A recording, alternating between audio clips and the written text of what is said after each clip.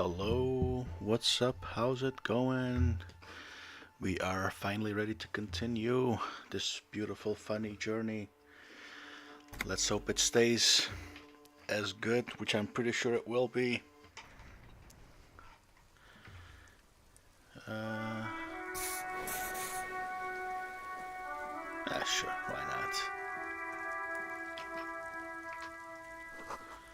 Goods from the lorry haphazardly litter the surroundings. Jump jams, popular music mag, all. A glossy magazine, most able-bodied men. This issue hosts a top 10 list. Welcome to Rivachol. Announces the rotund man. The remark isn't addressed to you, it's addressed to the lieutenant. Don't you welcome to Revachol me. My grandfather came here from a 3,000-year-old racist isolationist culture, while your ancestors came to this island a mere 300 years ago. Every school of thought and government has failed in the city, but I love it nonetheless. It belongs to me as much as it belongs to you. Yeah, you tell It's men like you who keep Revachol divided, making it that much harder for everyone to climb out of this post-war limbo. Limbo, what's going on here? Come on, man. I just said, welcome to Rivachol. It's a lorry driver thing. I know exactly what you meant. You think my kind doesn't belong here, that I should watch myself and behave. But you see, I'm an officer of the RCM. It's actually my job to make sure you behave. I would advise you to remember that. Silence.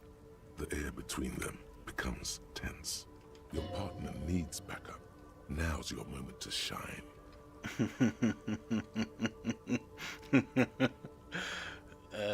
Now that that's settled, punch on the shoulder. You two make a cute couple. You know that? The lorryman. Okay. The lieutenant exhales and resumes his regular calmness. Okay, now that that's settled, we have a couple of questions. Whatever you say, officers. He waits impassively, cigarette smoldering between his fingers. What was the argument all about? It's about biological determinism, natural law, the sorting of the races. Not the most popular topic nowadays, with the coalition in charge and all. You might want to change the topic. That is, bury your head under the sand like common sheep.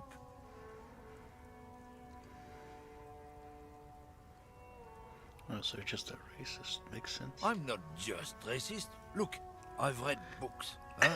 The science of racial theory has all been proved, even if some people don't want to accept it. People who've studied these things say that you and me are superior by design. So, naturally, we Occidentals should be in charge. Obviously, you can see the merits in that. Yes, I can tell. You're a prime example of a superior design. Open your eyes. Haven't you noticed something different lately? An unfortunate downturn, maybe? Huh? When members of the superior race cease to believe in their innate superiority, they stop competing for resources.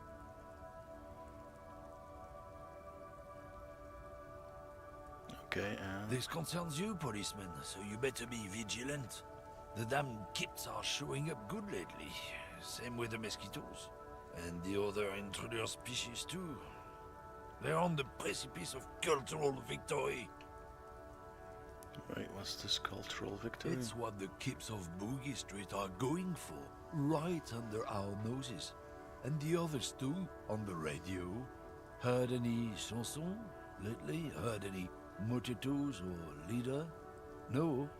Dominating culture is how they plan to win. They say so themselves. It's true. Also, you need to realize the dangers of mixing races. Who knows what might happen if people don't stay in their birthplace? You might end up with a new sub-race, with unknown characteristics, leading to extra competition. That's why you've got to control the offspring. Okay. Don't push your luck, Runt. Okay, yeah. There you go. That's it. Looking for something, Runt? No. He's got a smoke right there in his fucking hand. Snatch that shit out of his fat finger. You need it after listening to his garbage.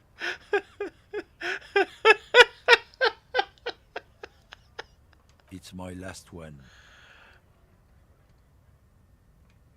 Sorry, all done.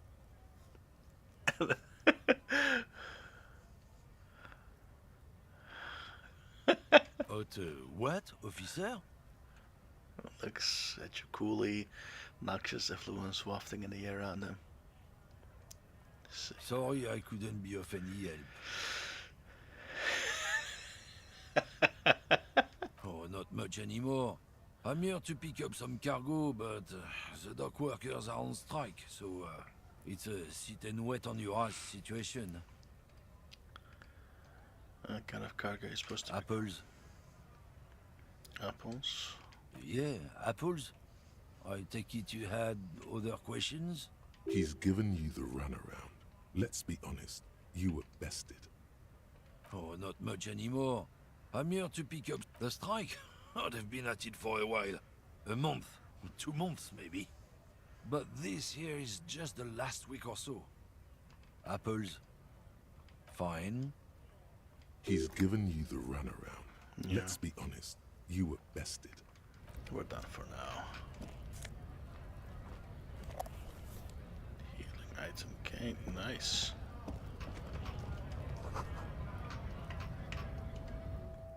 Oh, we can actually go in.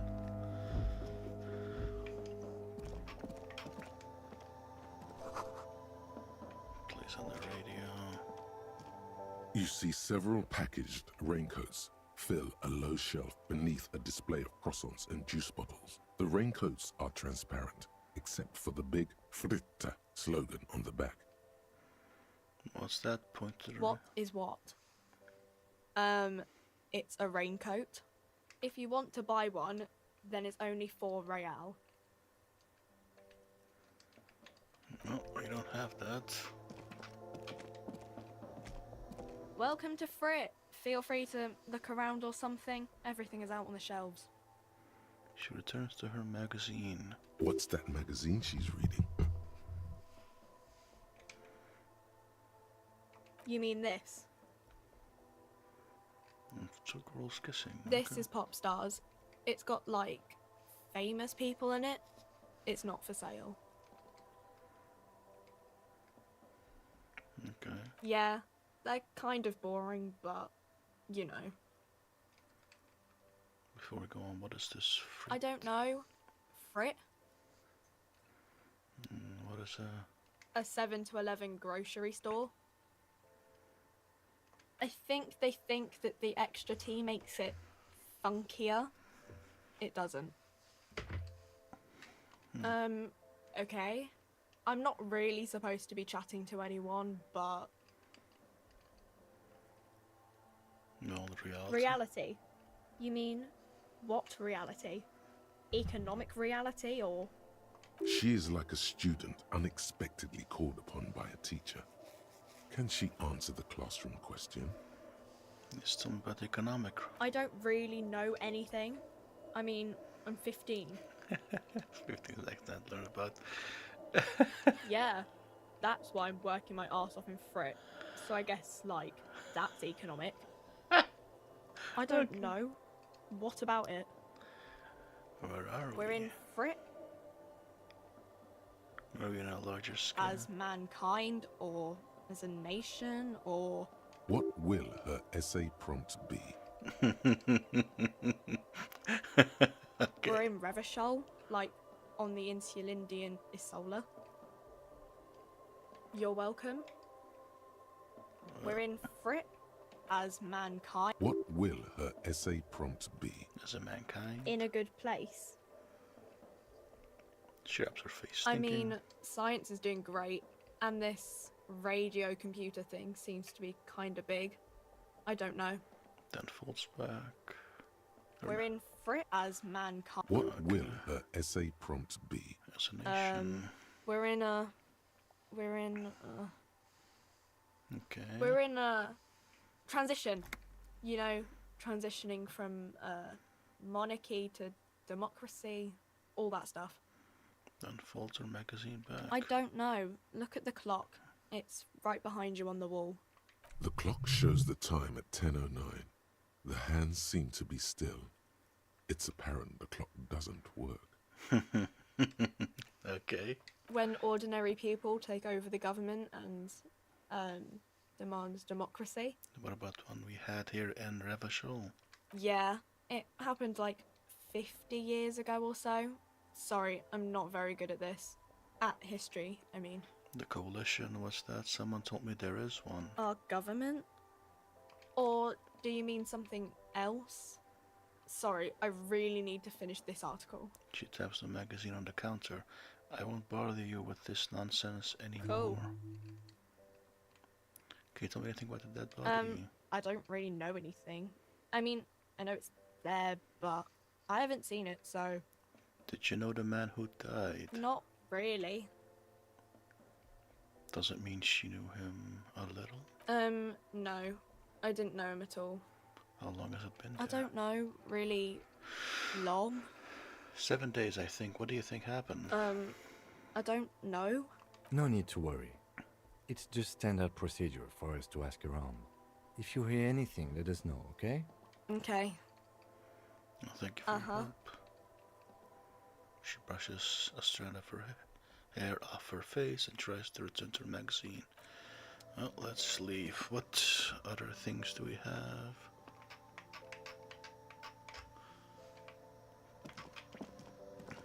The tear machine stands in the corner. A sign says, 1 bottle equals 10 cents. Leave the tar back, but no tar. Can I still use a tear machine? No. Tar. You need tear to use the tear machine. Tear, okay. What else was there?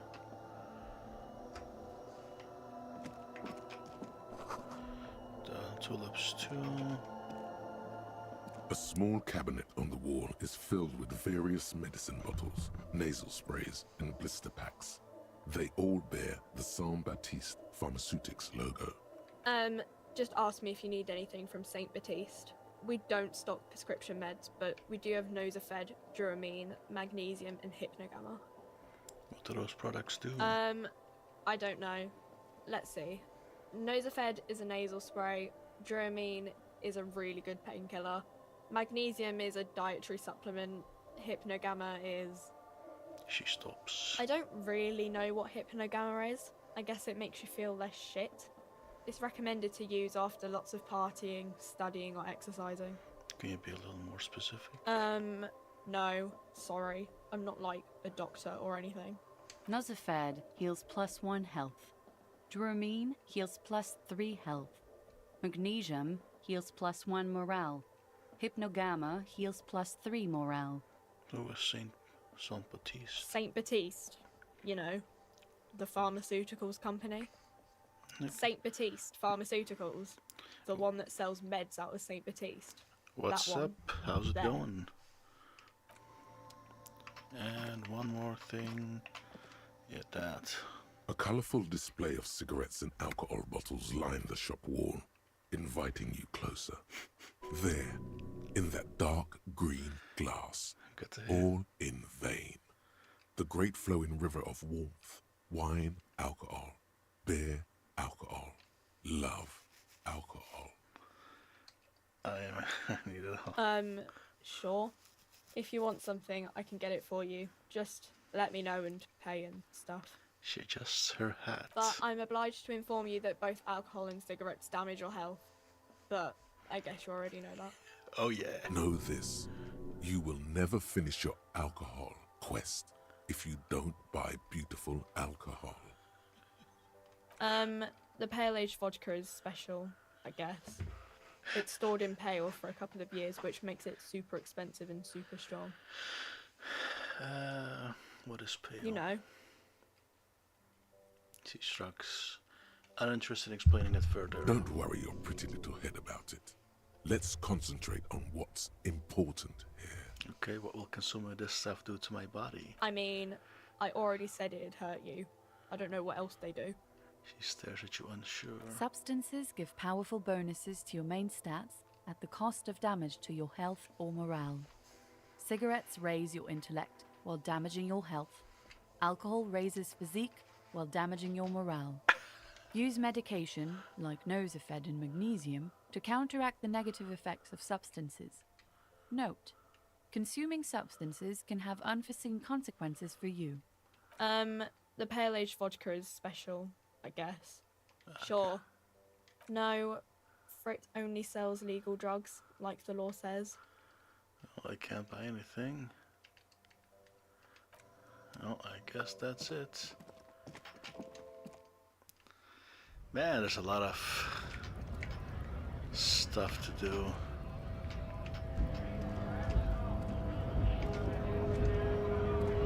Yes? Oh.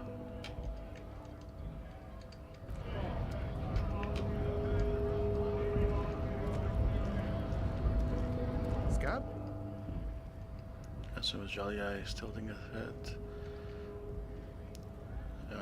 What exactly is a scab? A kind of a worm, content with mere survival.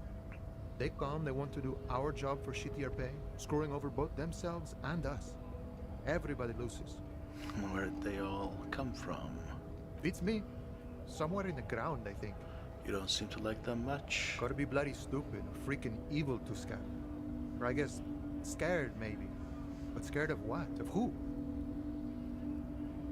He looks at them, squinting his eyes as if trying to understand what they're scared of.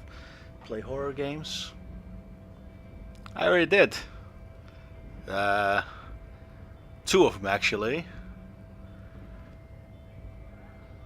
Personally, I'd rather beg than scab. If the gentleman shouting on the street came begging, maybe they'd have gotten something. Not if you try to talk to them. We'd explain the matters, but they don't listen. This lot would be reasonable and go home if the big guy wasn't riling them up all the time. Yeah, I'm a scab, poor and downtrodden. Wave your fists right to work.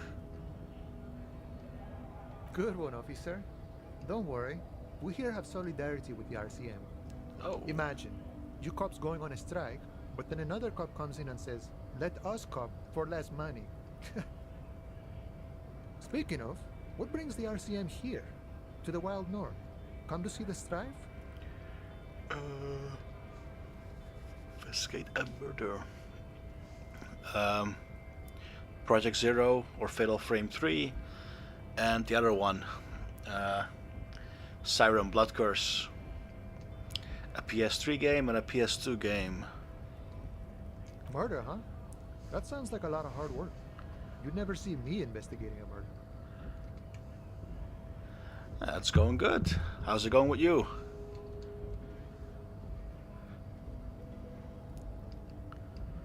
Oh shit, I never get it solved. I have no idea what I'm doing. That's okay. I have no idea what I'm doing either. I don't even know what day it is. And don't tell me. It's a better day that way. Holy smokes, okay. Great, okay. You continued further again with Ghost. I thought I was behind these gates. I'm exploring. My friend, I respect the right to roam. The open range awaits. With a glint of longing. Does this mean you can let me through the gate? I don't operate in that capacity. I'm not a granter of passage. The passage grants itself. Is it a difficult game or a easy game? Or just in between? That's simple, just walk in. Aye. Walk right past Measurehead and go in. Past Measurehead? Yeah, the 2.5 meter tall Semini supremacist there. Walk right past him. Then press the button to unlock the door. Uh-huh. Then go past him again. Okay. And you enter the arbor through the office. Stop. One moment.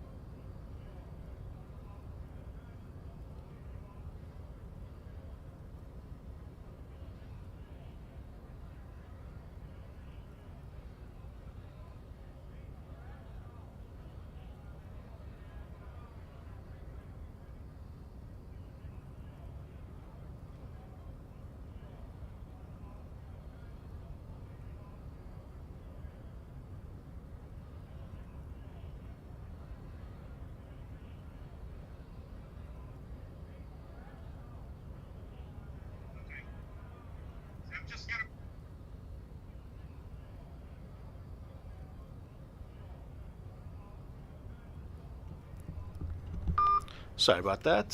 So if you can pick difficulty, easy, medium, hard, and lethal. Okay, so lethal is probably one it kills. Sorry, my cousin's gonna come pick up PlayStation 3 with MGS4 and Revengeance. So I'm gonna have to take a break in a bit, just to get it all ready. Seems like it's going to be that easy.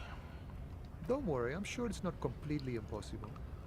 For example, you could best measure head in a physical confrontation, Physical confrontation. or you could convert to a Semini supremacist worldview. Or, maybe it actually is completely impossible.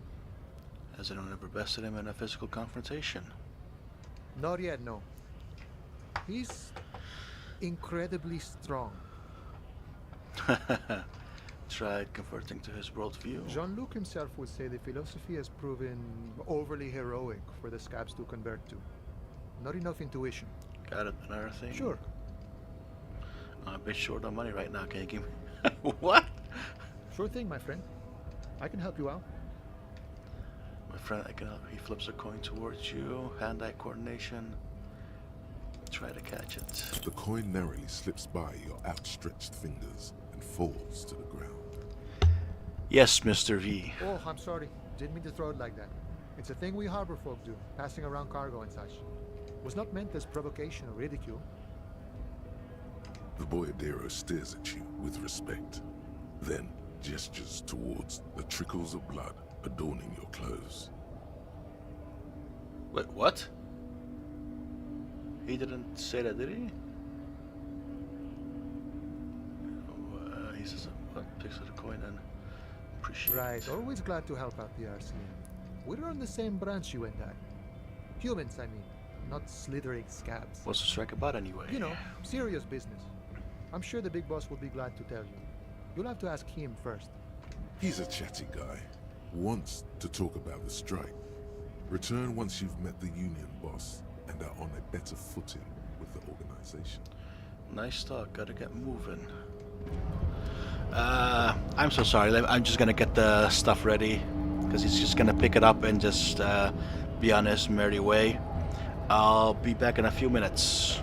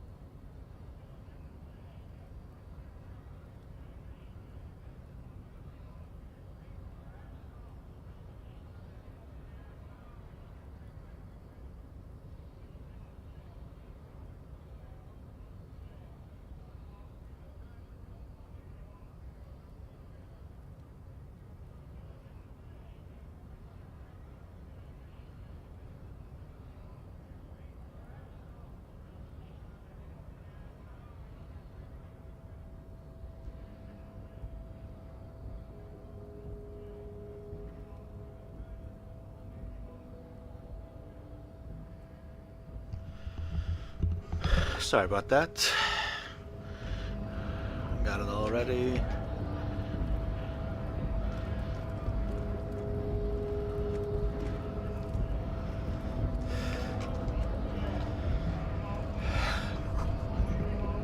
GRIH. The Greater Ravishal Industrial Harbor. Okay. Where's the body supposed to be at? The lorries probably stored fuel here now. They store booze. Sure. Bastards! We have a right to work! What's going on here? Hold up and stay frosty, everyone. Cops are here.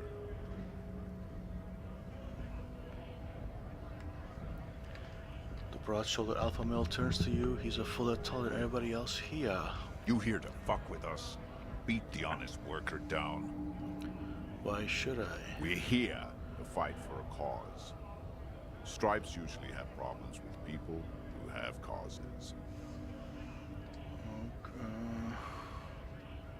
Okay, then I'm thinking no. Good. We're fighting for a cause here. Right to work! Right to work! Besides, we're not that different. It helps if people see us talking, cops and strikebreakers together. Shows authorities are on our side. Builds confidence. What kind of cause are we talking about? Rights of people. Rights of workers. To have gainful employment. To make a salary. And feed their families. I don't think I've chosen any sides yet. Might be time. Don't let the fat bastards tread on you. Cops tend to side with the higher-ups, but you're essentially still workers. I don't trust cops, but I can see you understand the right to work! Right to work! Regardless, I have some questions for you. Proceed. Maybe you should ask them the questions, like why we're not allowed to make a living here. Shame on you! We have families to feed, you piece of shit. At the man sitting on the railing. I was gonna say. So do we, Scott.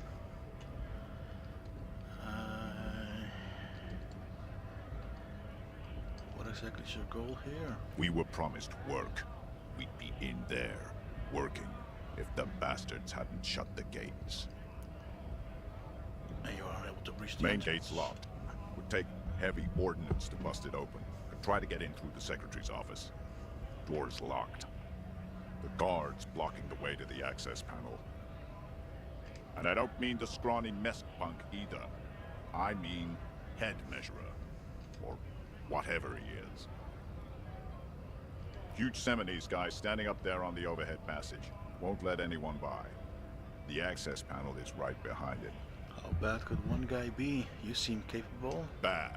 Standing on a narrow bridge, he's got a strategically advantageous position. And he's trained. I don't know how the Union has a trained killer up there. But that one's no joke. And my men are tired and hungry.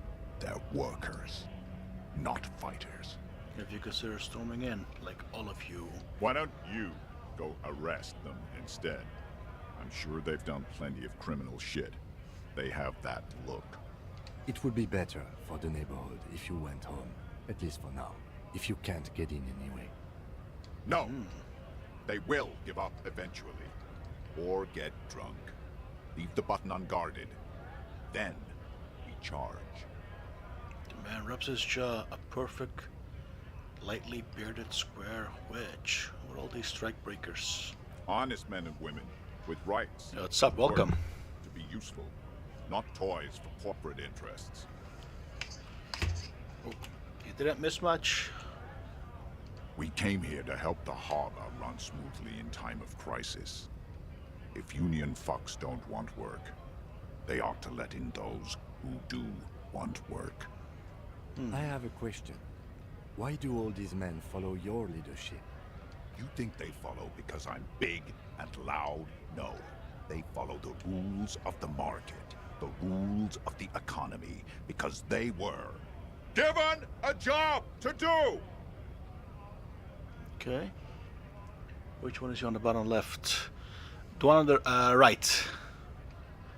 The left, sorry. The left in the picture is me.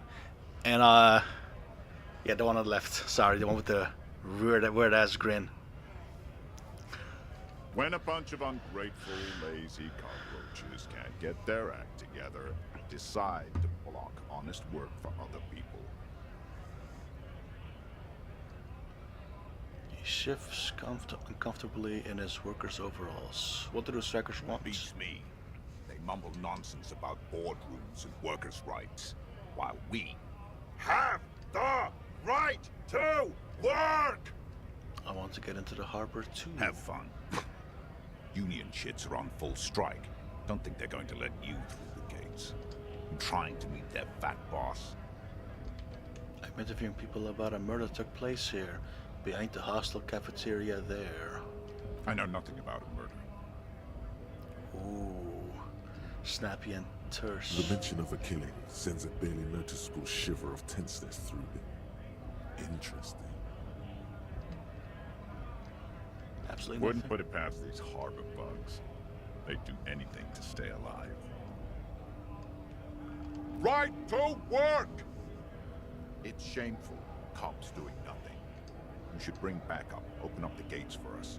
Blockading gainful employment for workers is a crime. This surely isn't my area of expertise. We are not picking a side in this just yet, sir. Tell him, Kim. Pity. Let us work! I'm just going to leave now. Leave. So where was the... Whoa, autosave. Okay, so where is the body hanging? Okay, this is the... So how do I get to the back of this place then?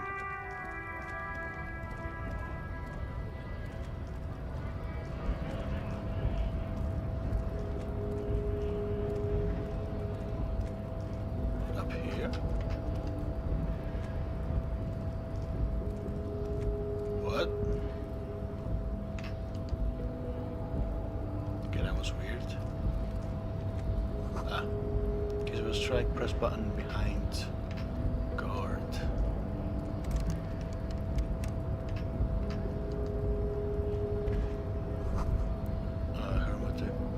Hermetically sealed door, locked by electronic means. There's no lock picking or door kicking this one. Okay.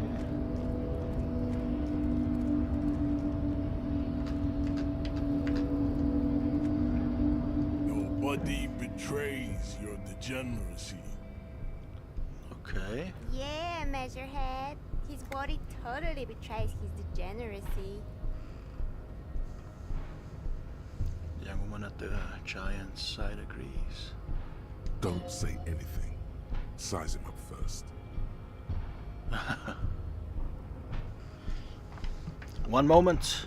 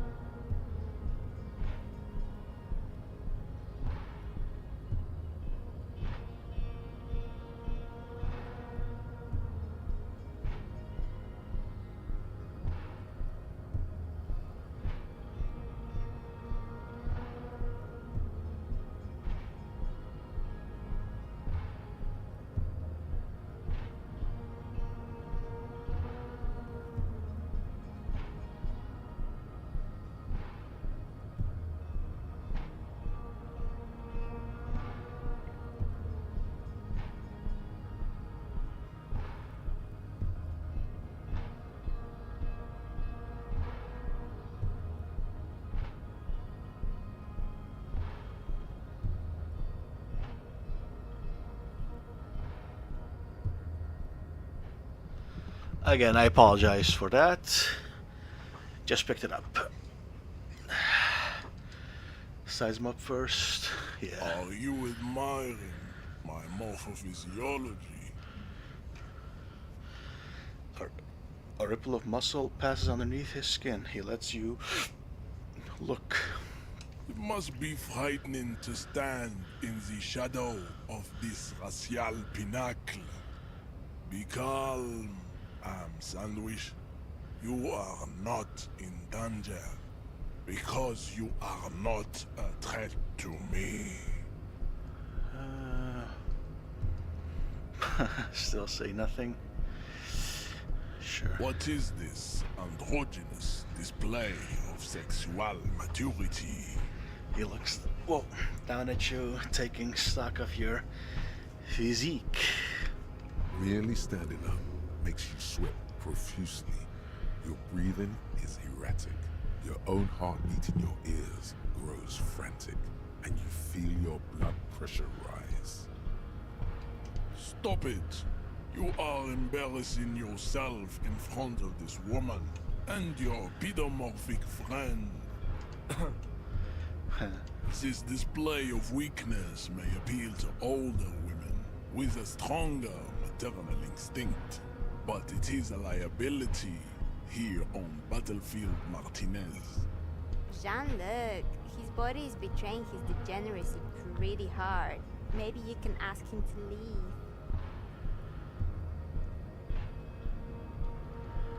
My body's unimportant. I'm with the police and we need to get into the harbor. That is precisely the negligence that has led you to succumb to Al Ghul. Al Ghul. Raz Al Ghul, okay. His face contorts in disgust as if he were smelling a dead rat. You reek of it. An invisible sword of Al Ghul emerges from your throat. You cannot see it, but others can. It is making the woman in my company sick. Yes, Al Ghul. Oh, alcohol. What is? Al Ghul is an ancient Ilmaran poison, a parasitic fungus that has colonized your race. It is a trick the desert pygmies played on you for humiliating them and stripping them of their land. You mean alcohol? Correct, my small skull servant. You're right, I was certain of alcohol, but I need to enter the harbor. No, you don't. You need to get another drink. Occidental Haplogroup B4 is done giving orders around here. The influence of the ham sandwich race is waning. Okay. Show him the ham still got it. He still has it in him. Willingly calling yourself a ham sandwich, how far the Occidental Haplogroup has fallen. You were once a noble and powerful race.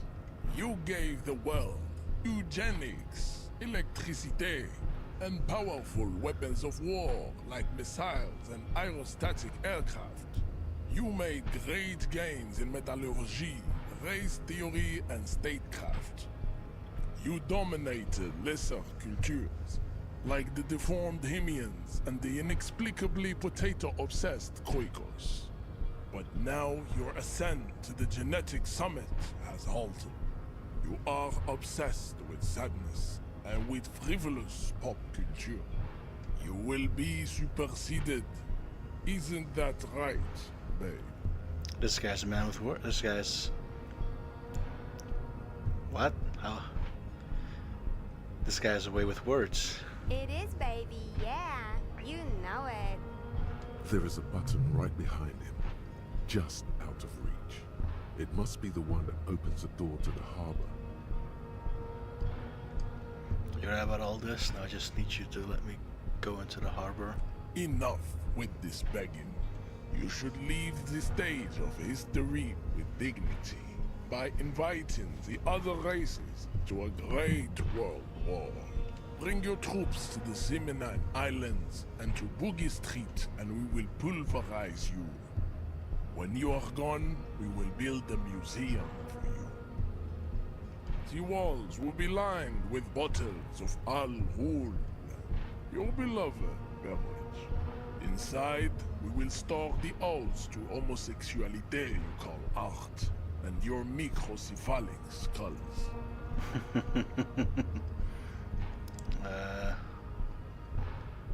You use the Union, don't you? Aren't they white? Oh, don't be vulgar.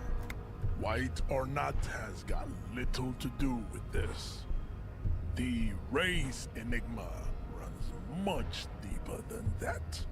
He turns his eyes towards the harbor, seemingly bored with you. There must be some friction there. He's keeping it well hidden, however. You keep telling yourself that. Mr. Clare is a man of vision and means. He has the will to confront polycultural capital, something your race, naivistic communists, never did. Also, to serve is noble. It takes discipline.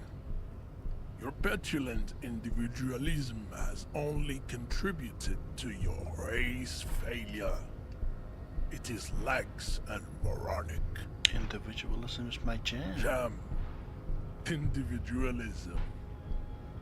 You have gotten these ideas from degenerate youth culture, have you not? You have picked them up from rock and roll songs?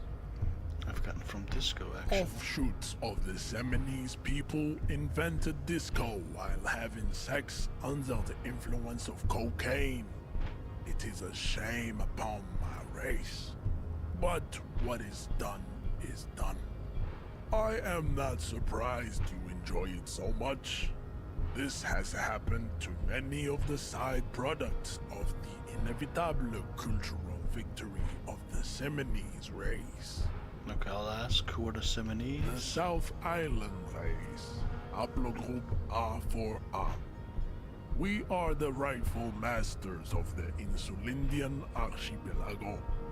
We descend from the Areopagites of ancient Pericarnassus and arrived here 4,000 years ago. Millennia before you. We are the future.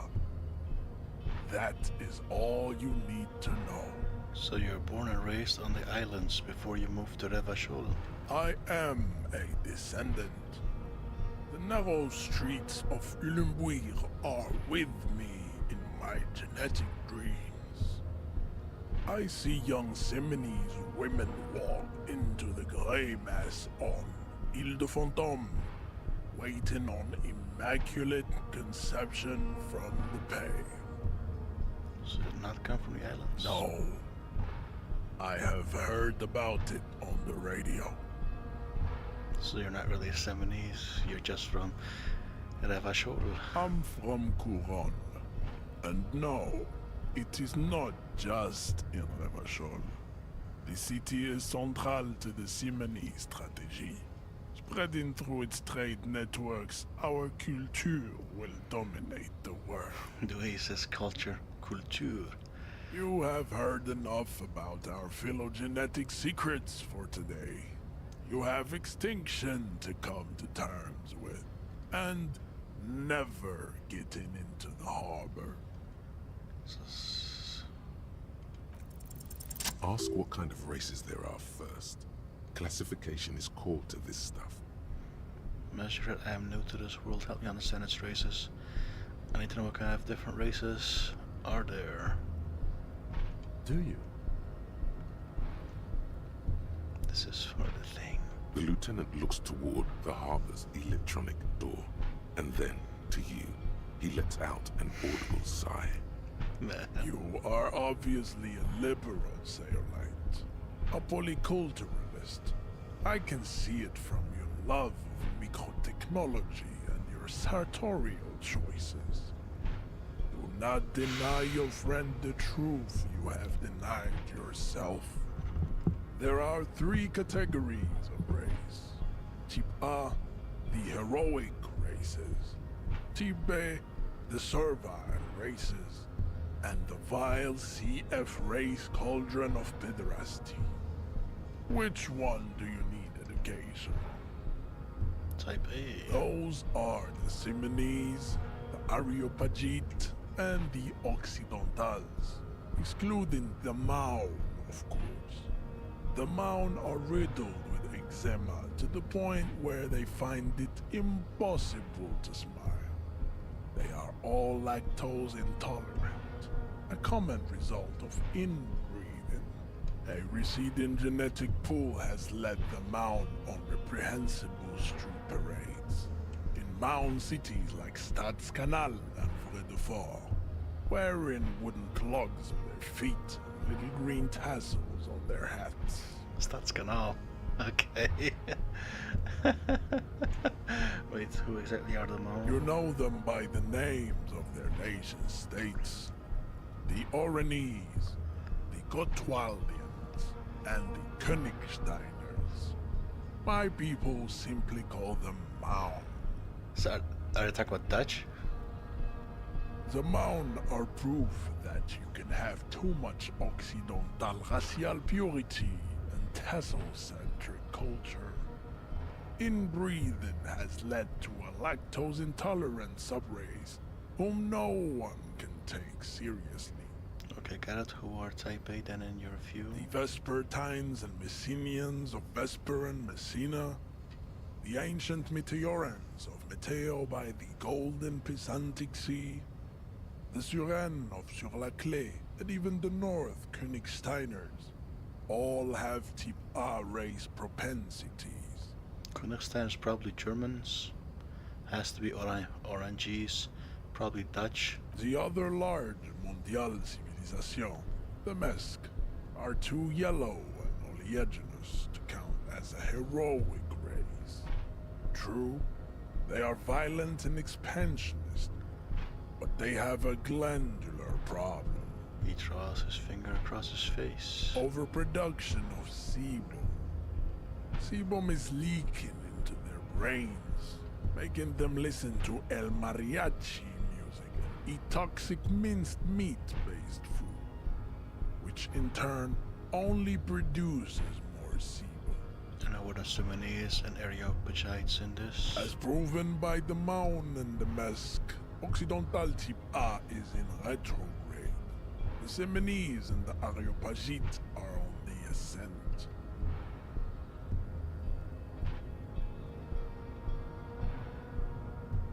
Okay, the difference. The Areopagites are sleek, long-headed.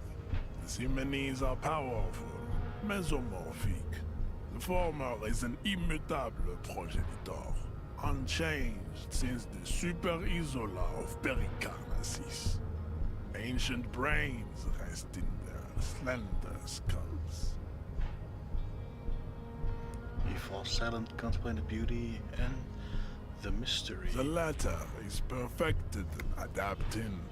Together they form the Simeno-Areopagite or Simeopagite super race. That is all. There are no more Type A races in the world.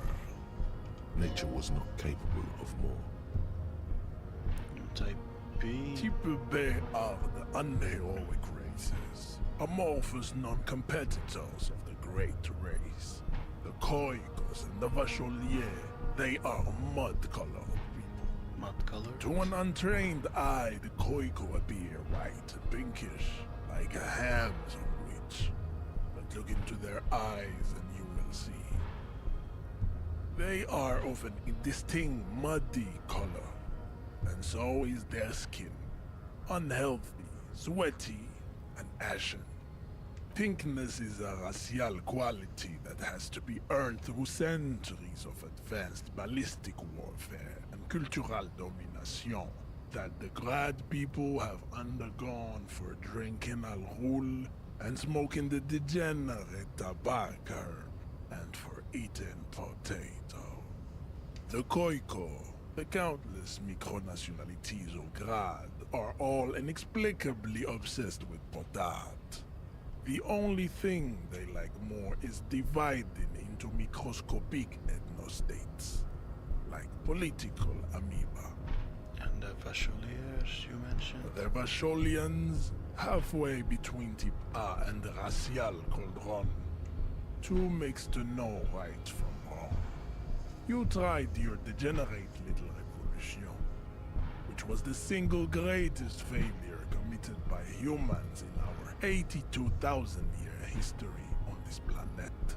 Is it 82,000 years that we've been recording history? You have very little idea of what is happening, but that seems a little off. I'm pretty sure history hasn't lasted that long. The mysteries of the people of this planet are a tragedy that has played out countless times over, like a fever dream of skin, hair, and bone. Wake up, naive Chespius. This is their first choice. The revolution came to Ravachol from Grad, in Zara's written potato carts. It is literally an illness, a prion disease that leaves the parietal and frontal lobe ridden with holes. A soft, sponge-like mass of dementia, hallucination, and paranoia. The revolution is fatal familial insomnia, a hereditary prion condition passed from the Koiko to the Occidentals. But not sexually. Probably through trade roots and potate acid, the prime component of the potato plant. Enough of Tibet mediocrity. He nods, satisfied with the outcome. The vile CF raised cauldron of pedestre. Pederasty, please. Chips CF are a museum of failed chimeric experiments and tragic maladaptations. They are tortured creatures waiting to be put to sleep. Your morbid interest in them worries me. Chimeric experiments. Lesser races like the mosquito, a grotesque mixture of a masked woman and a Seminese man. Only possible if the mother is masked and the father Seminese. The other way around, they fail to produce offspring. The mosquito is born sterile, like a donkey. All they have left is to ride customized motor carriages with hydraulic suspension, listening to aggressive El Mariachi music to vent their impotent despair. Anymore. Then there is the Simino Koiki Chimera. Are you sure you wish to know of the Simino Koiki Chimera? It is not an aesthetic site. Sure, buddy. The Koiko, as you know, are very servile, especially when they meet the rich man. Racial scientists have toyed with the idea of crossing the Seminese with the Koiko to produce a super worker of Seminese strength and Grad servility. This will never happen. The Seminese and the Koiko may have similar interbreeding problems as the mosquito. We will never know precisely. No Seminese man could maintain an erection in the suffocating potato stench of a Koiko woman, or Koika. But enough. It is cruel to entertain ourselves with the deformities of Type CF. Were there any able-bodied races you needed education on? Have we been through all the types? Do I understand advanced race theory? You understand nothing. To solve the great race enigma, you have to first ask yourself, what is the race enigma? You have not even worded the mystery, let alone solved it. How do I word the mystery? You need to internalize what you have heard here today, then return to me. This clarity does not come instantly. Let's discuss something I else. cannot possibly imagine what else we have to discuss, Tibere Vacholian. Your love for disco music and venereal disease? Let's knock him out.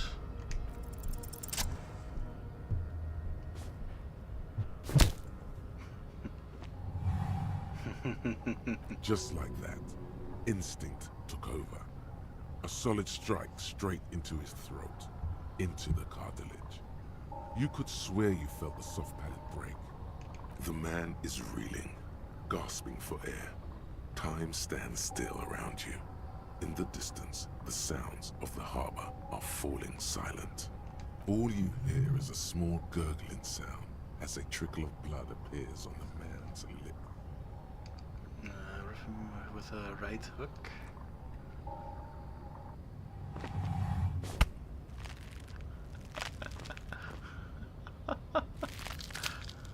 Oh God, wrong move. Your head is in his hands, like a pair of forceps crushing you, and you can feel every jewel. Say it. I am a degenerate drunk. Wiggle yourself loose from his.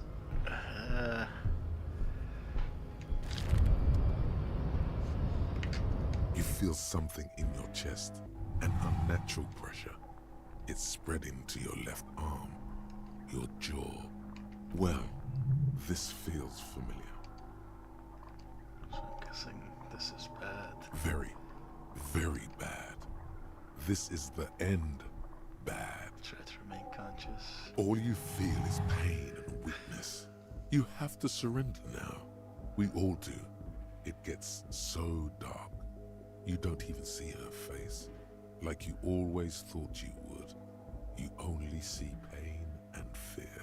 Cop suffers final heart attack. A detective lieutenant of the RCM passed away yesterday. His death, though abrupt, did not come as a surprise to those who knew him. He was the heaviest drinker I'd ever met. Captain Ptolemy Price, the deceased superior officer, commented, "That ain't easy on the ticker." He loved his liquor, sure, said Detective Chester McLean, friend and colleague. But I think before he ever had a heart attack, his heart was broken. According to an official statement given by the RCM, the officer was on the brink of solving a murder case. Really? Okay, hold up, man. That's so much time. Well, we got. Well, that sucks.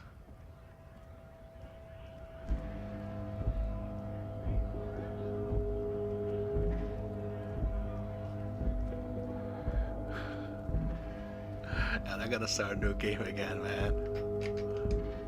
Okay, we got this again, yeah. And this. Yeah, okay. Let's try this again. Your body betrays your degeneracy. Yeah, Measurehead. Don't say anything. Size him up first. My body's unimportant. That is precisely the negligence that has led you to succumb to Al-Ghul.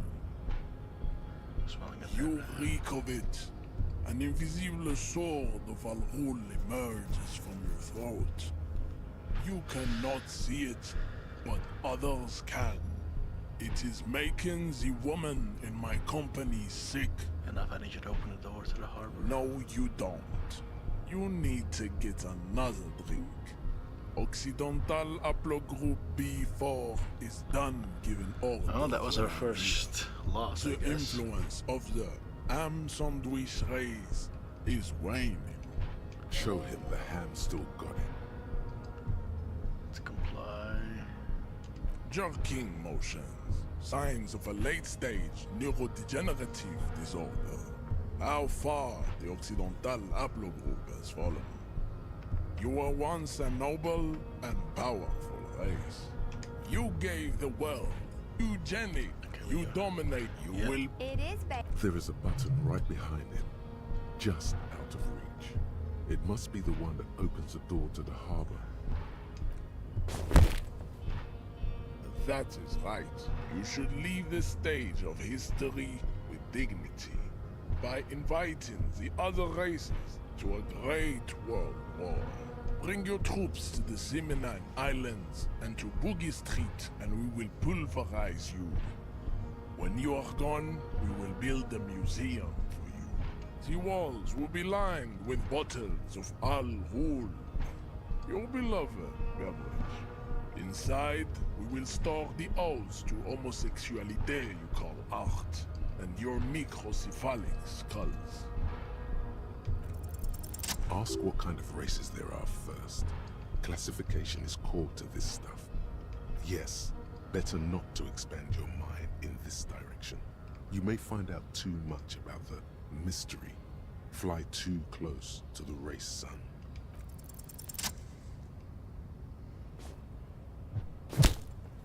Okay, so here we are again. Just like that, instinct took over. A solid strike straight into his throat. The man is reeling. All you hear is a small gurgling sound as a trickle of blood appears on the man's lip. Wait, what should I do? I'll back up and form a 3-6. I think that's probably gonna also get me a loss, so let's try it.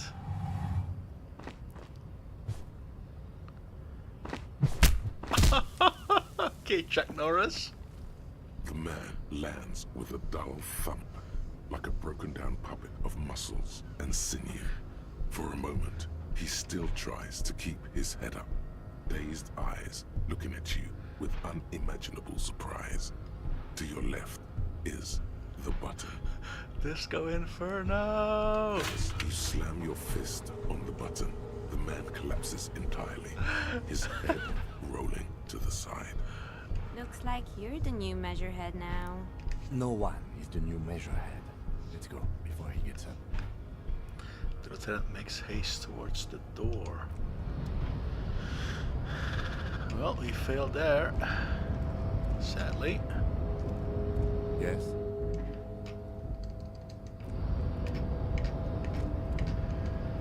What's that? Oh, money! Money! Actually, yeah, sure. The man is still knocked out. He breathes slowly and steadily. Okay, we actually succeeded.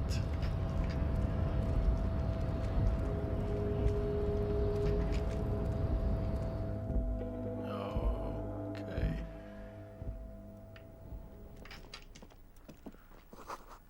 Emitting strange buzzing sounds. Seem to be locked. Must left the coffee machine on.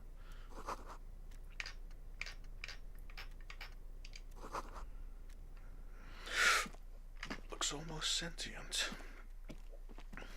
Books, take all. Oh, healing item. Oh, shades. What else do we have here? An imposing combination of a punch clock and a payphone is looking down at you from the wall. A note on the side says, "Tokens unavailable due to strike. Use change." No, I'm good. What else can we...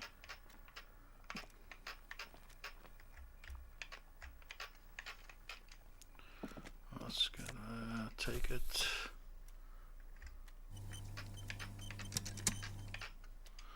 What is this? Should take everything, man. This is still locked, or... On second glance, someone has forgotten to properly close one of the drawers. It's unfortunate for the Union to just leave their paperwork lying around like this. Let's see what's inside, he thinks. Open the drawer. The drawer opens smoothly. Inside is a well-organized selection of brown folders. Browse through the folders. Hundreds of documents containing logistical data. Two kinds of transactions stand out. Materials coming into Revachol from the outside world, from Muindi, Grad, and even Ilmara. And the same materials being handed over to companies inside Revachol. Kuron, Coal City, La Delta, and Jamrock are listed among the many districts where the imports are being sold. Anything interesting? Bro. It's hard to make sense of this thicket of company names, dates, quantities, and percentages. You try to focus, but the lines are getting blurry. Force yourself to go through the folders. Look how blurry all the lines on these papers are. How unwieldy your own willpower is to yourself. You're like an absurdist Samaran monk, focusing through not focusing. Hermeneutics was almost within your grasp, but now only vague letters float before your eyes. Less meaningful, but aesthetically more pleasing. Could I actually focus through not focusing? You are a police officer, not a spiritual healer. You can focus the normal way by turning your attention to something and not letting go. If I let my eyes go completely out of focus, all shapes start melting into each other. Is that what you're doing with those photos over there? Yes. Right. This is probably not relevant to our case. After all, we're not investigating an accounting mystery. You're trying hard, but the data here is unbelievably dry. Something about containers. The drawer slides shut smoothly. Well, that's a shame. What else do we... Oh, wrong button. Well, we still have that. Oh. Collecting rainwater, so...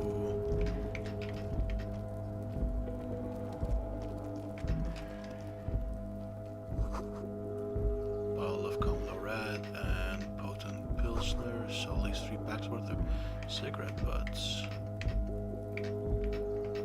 Snow is quietly covering the numerous wine bottles and cigarette butts on the ground. Someone partied really, really hard here. Did I do this? Well, yes, I think we can say with relative confidence that it was you.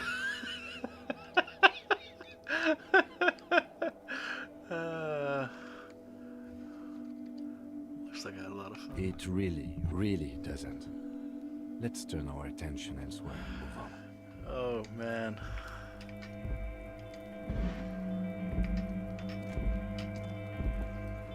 This is the night watchman's booth. The name on the door reads, René Arnaud. Listen, it's okay to take a few minutes to yourself. Sit down and have a breather. I'm gonna take a look inside. If you must. But please hurry. We are pretty easy to spot up here. Nothing incriminating catches your eye. The cabinets are clean and their sparse contents meticulously organized. There's a framed photograph on the table. Take the picture. It's a black and white photo of a young couple out in a street fair. The man is young, dark-skinned, and dressed in a Royal Carabinieri uniform. The girl is smiling playfully at the camera. Why did you take that? This man piques my interest. I think it's gonna be a side thing. Fine. But let's move. I don't want to be seen snooping around here. Have a seat. The chair is not as austere as the rest of the booth. A thin grey pillow is attached to the seat, secured to the stiles by black ribbons. Breathe deep. Stale air floods through your nostrils. Not a single mote of dust floats inside your lungs, though. The inside of the booth is immaculate. Search for a little something to help you out. The drawers are empty, save for old timesheets and receipts. One small box, however, does hold some cheap painkillers. They are slightly out of date. I'm not here to tell you what to do, detective. Let's read the same. Oh boy, where to start?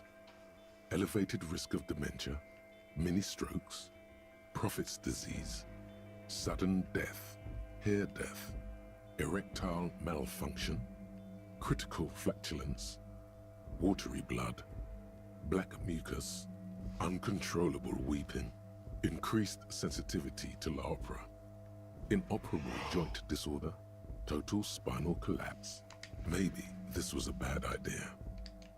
Jeez. Well, this is... You take the painkillers. They are yours now. get up. You stand and exit the booth. Yes, we do.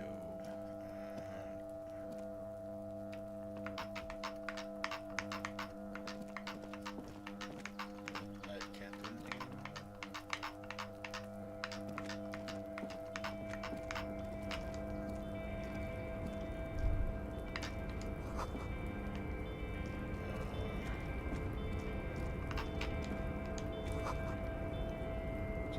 It's a forest under snow.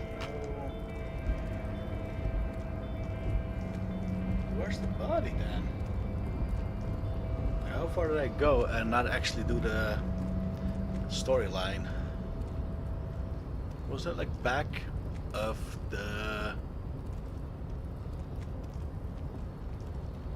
what you call it? The place where we started at? Kvalsund. Oh, can't go there.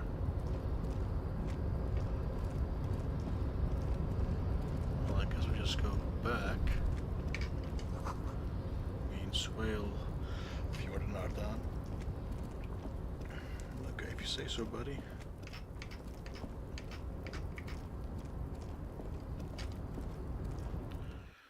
Well,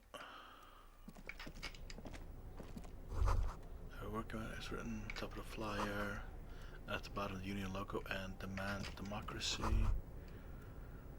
without a pass card. Union lead. Are you kidding me?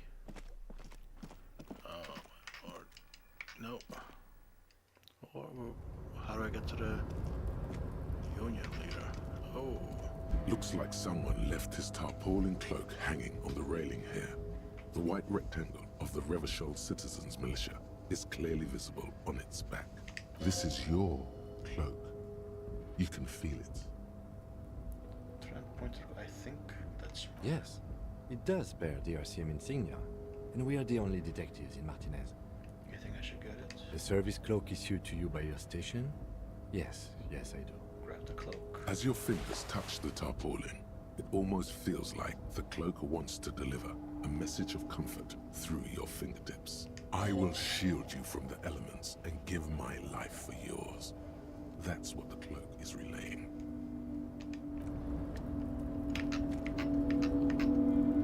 Can I put it on?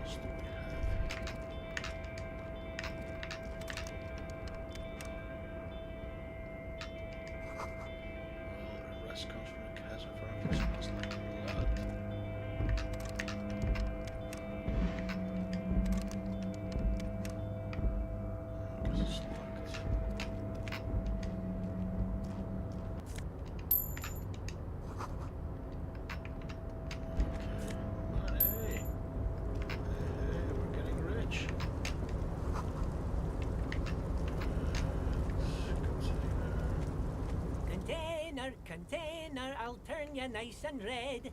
Container, container, put the logos on. The lyrics to this container song are being made up as he goes along. The accent is so thick, it's impossible not to notice he's Ubi, from the vanishing peninsula of Ubisund on Muindi. Container, container, used to be Wild Pines. Container, container, now belongs to Everard. The tiny man is so engaged in his work he doesn't notice you. Everard, Everard, Everard, he looks after everyone. Huh? Well, hey there. How can I help you, mister? The look in his deep blue eyes is as sincere as you've ever seen. Kind of makes you feel like an arsehole for no apparent reason. Okay. I see you are not a union man, mister. Did you get lost? You're not one of them scabs, are you? A shadow passes over his coined face. What is with you and people and scabs? I mean, I don't personally mind. Folks is just folks, you know, and folks gotta eat. He doesn't seem to be waiting for you to answer. Just some of the other guys don't look too kindly on the scabbing kind, if you know what I mean, mister. Oh yes, born and raised in Irish, mister. Mum had to leave my dad after he got a bit violent. Took us here to the new world. I was about 10 then, too old to lose my accent then. People say us Ubis are up to all sorts of trouble with sheep and other animals and whatnot. I just want you to know there was never any of that where I come from. No sir, those are just nasty rumors. Thank you for clarifying that, sir. Okay. We're done with the containers. Oh, I'm just making some covers for them containers here. Yes I am, yes I am. So it's easier for the crane operators to spot them. Let's go out here, look at the mountains of containers rising behind him. Everything is so pretty and red. You and Leo look like brothers as you glance around with similar childlike wonder. Red is so much prettier than drab old green. Sure is, mister. Sure is. Really livens up the place. Yes it does, yes it does. I had to break this bonding moment. But the red containers mean they are replacing the company livery with the union livery, which means this strike isn't gonna stop anytime soon. Where is everyone? The harbor is empty. Oh, most of the guys are down at the gates, keeping the scabs from coming in. He leans in with a confidential look. We're on a strike. The whole union is. You don't have to work when you're on strike. Ha! We haven't worked for 2 months now. So no one is working? Not everyone is down there, of course. Mr. Everard is in his office, where he always is. And Jean-Luc is guarding the gate. He pauses to think. But Titus and his boys got into some drunken trouble and Everard sent them on a nice vacation. For a week or so. He stops, but seems he could tell you more. What kind of trouble did this Titus and his friends get into? Oh, I'm not really supposed to talk about that. That's union business. He smiles and leans closer. Him and his boys stirred up something in town. Probably drank too much and got into a fight or something. I heard Mr. Everett telling him to take some time off. But what do they actually do? I guess the boys got a bit too rowdy and had to let out some steam. I don't really know the details. That's just how boys are, you know. I haven't been in a fight since I was in middle school. Easy, Leo. Let's keep this on the hearties. He looks to you for assistance. Too rowdy, Leo? What kind of fight they get into? Did they kill a mercenary? Too late. Leo's mouth is still moving, and the words are spewing forth. Words, words, and look, even more words. This guy could go on till the end of days. Now he's talking about some drunk sawmill owner who... No, he already switched to a prized fishing rod he apparently owned at some point. You know what? Just cut in there with your questions. Do you work here? Yes, yes. Everybody needs a job, and this is mine. I'm Leonard, by the way. Leonard Bellick. But everyone calls me Leo. In a welcoming gesture. I'm like Mr. Everett's right-hand man when Mr. Edgar is out of town. And Mr. Edgar's right-hand man when Mr. Everett is away. Actually, Miss Beaufort is the right-hand man, but she's a lady. Who is this, Miss Beaufort? The The lieutenant looks up at Leo. A real pretty lady with a skin like those Douai Sucre candy bars my missus likes so much. Them are real nice to suckle on once the dinner is done and me and the missus sit down beside the radio. Dune. But I can't listen to the radio all the time. There's so much to do around here and I'm always busy keeping things running here. Yes I am, yes I am. Oh, that was this Miss before you mentioned. Oh, Lizzie. She is a real sharp tool. Mr. Everett put her through some fancy school and everything, east of the river. 4 years she was gone, and when she came back, she was all fancy and lawyerly. But she's a real nice girl. Grew up in this here neighborhood, knows everybody and gets along with everyone. Real pillar of the community one day, I'm sure. For a fraction of a second, there's sadness in his eyes. If me missus and me was to have a child, I'd be real happy if she turned out like her. But she can't have kids. Dr. Lemaitre said so, and she knows about such things. Been a doctor for almost 50 years, she has. He sighs and falls silent, watching you meekly with his blue eyes. So Everett trained a lawyer named Miss Buford. Interesting. Buford, okay. I think a great job around here, Leo. Yes, this place really seems to run like clockwork. Keep it up, Leo. The lieutenant smiles at the little man. Well, thanks a lot. Coming from you, it means a lot, really. You didn't think it was possible. The smile becomes even wider. Sometimes I feel some of the guys don't really get how much I bust my ass for them here. But you guys are alright. Just met us, but sure. The white rectangle on your clothes might not mean an awful lot in Martinez, but the recognition from an authority figure made Leo's day. What's in the container over there? Oh, that one. That should be empty as far as I know. Lots of containers here have nothing in them. They're just waiting to be loaded up. Oh, you want Mr. Everett then? He's an awfully nice fellow, he is. Him and his brother are both nice fellows. They've lived their entire lives in this here neighborhood. He coughs and continues immediately. Guys like Mr. Everett and Mr. Edgar, his brother, are real good guys. Made Martinez what it is today. Mr. Everett and Mr. Edgar and I went to the same school we did when we were boys. Yes, you did. Yes, you did. Easy now, Leo. I just want to know where I can find this man. Oh, Mr. Everett is where he always is. In his office, of course. He points to the two joint containers on your right. Okay, I'm off. Bye-bye now. He returns to his work. In here.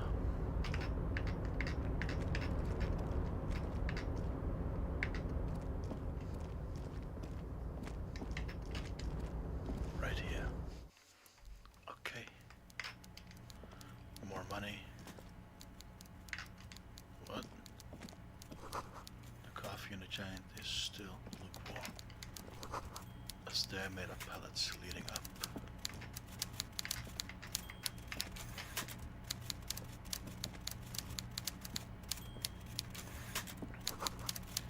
Taxidermy fish that tells time. Anything else of worth? Doesn't seem so. Before you is a walrus of a man seated behind a large desk. He looks up from his work, not the least bit surprised to see you. With great effort, he straightens himself up in his chair, yet says nothing. He simply stares at you. Are you in charge of the dock workers? Welcome, Mr. Dubois, Mr. Kitsuragi. It's good of you two to stop by. Please, have a seat.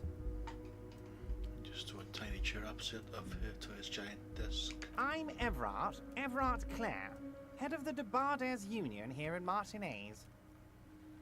The man relaxes into his chair and continues. I'd offer you my hand, but unfortunately my health prevents me from getting up. You understand? He looks extremely comfortable. The tiny folding chair, on the other hand, looks like a torture device. You go ahead, detective. The lieutenant nods at you, then the chair. Whatever he has in store for you, it can't be good, he thinks. I'll do my best. Forget about that. What's with this Dubois stuff? You're getting some seriously bad vibes from that name. Why are you calling Mr. Dubois? Please, Mr. Dubois, let us converse in a civilized manner, as equals. Take a seat. I insist. It's nothing. Yes, that's probably right. It's nothing. Forget about it. Filter it out. He's trying to throw you off your game with this Dubois nonsense.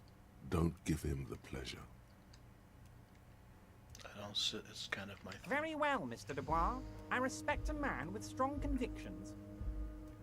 As he nods, his multiple chins move like ocean waves. I, too, have convictions. One of which is that I will not engage with any man who won't face me at eye level.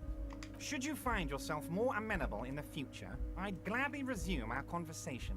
But until then, I'm afraid I must ask you to leave. He turns back to his typewriter. You're no Titan affiliation, buddy. He's got you in a fork. Sit down or leave. Take a seat. Excellent, Mr. Dubois. I can see that you're a reasonable man, and reasonable men can be of great use to one another. Damn, this chair is on. So tell me, how can the head of the Debarders Union help a representative of the Revachol Citizens Militia today? The chair you're sitting on has got to be the most uncomfortable chair in the world. It's violating your backside. Oh, by the way, I heard you got a rather rude reception from a certain Lawrence Gart. Some people have no manners, it pains me to say. This is heal one health just in case. This should take care of that nonsense. He points to a giant novel to check on his desk. It's absolutely comically huge. It should be sufficient to cover your expenses for a few days and patch over your differences with a cafeteria manager. Go ahead, take it. He points at it again. Hey, that's 25 real. That's good money. Think of all the stuff you could.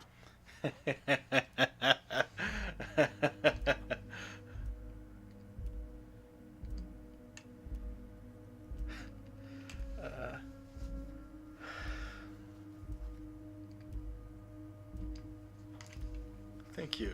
Don't mention it. But also don't forget it. I'm just kidding, of course. Is he? Now, I'd like to set your mind at ease about one other matter. Your lost gun. Let me assure you, Union people are on it as we speak. I've got my best hounds looking for that lost gun. His slug-like lips move, but all you hear is an echo. Lost gun, lost gun, lost gun. The world is swallowed by a black hole of fear. Only two words escape its gravitational pull. Lost and gun. I'm not worried.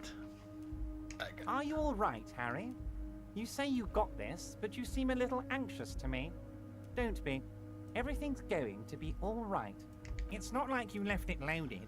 You didn't lose a loaded gun. Local children aren't out there playing with it right now, pointing it into their own mouths. It's in a safe place. I just know it. I have a feeling everything's going to be all right. Composure. Don't panic. God, you're sweating. Your knee is jerking. You're about to cry, aren't you? You're about to cry because you lost your gun, and those children are gonna shoot themselves with it. Okay, no, I'm not about to cry. Mr. Dubois, you don't look so good. What is this, Mr. Dubois? He keeps repeating. What is he trying to pull here? You need to cool the fuck down. Chill.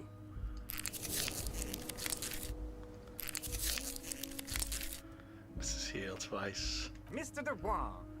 Mr. Dubois! Harry! The large man snaps his fingers, but to no effect. You're in some stupor. Keeps laying down the chair like a jello shot. Mr. Dubois, are you okay? Can I get you a glass of water or something? Yeah, what's up? Are you having some kind of medical emergency? How's it going today? Better than yesterday? Maybe you could use your hands somehow, in a kind of throw-in motion, like you're throwing that Mr. Dubois act right back at him. He's Mr. Dubois.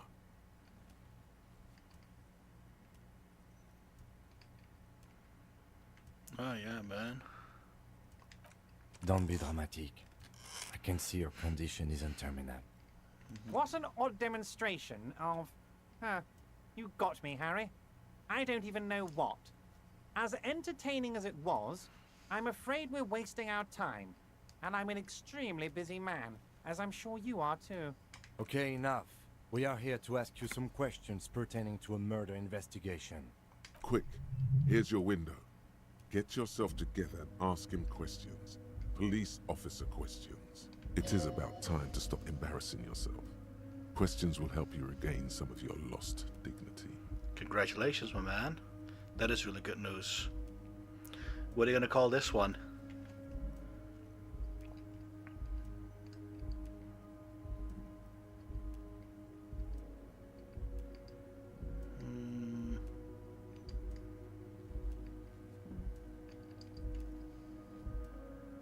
Megalodon. Nice. Am I going to ask? Hell, Harry.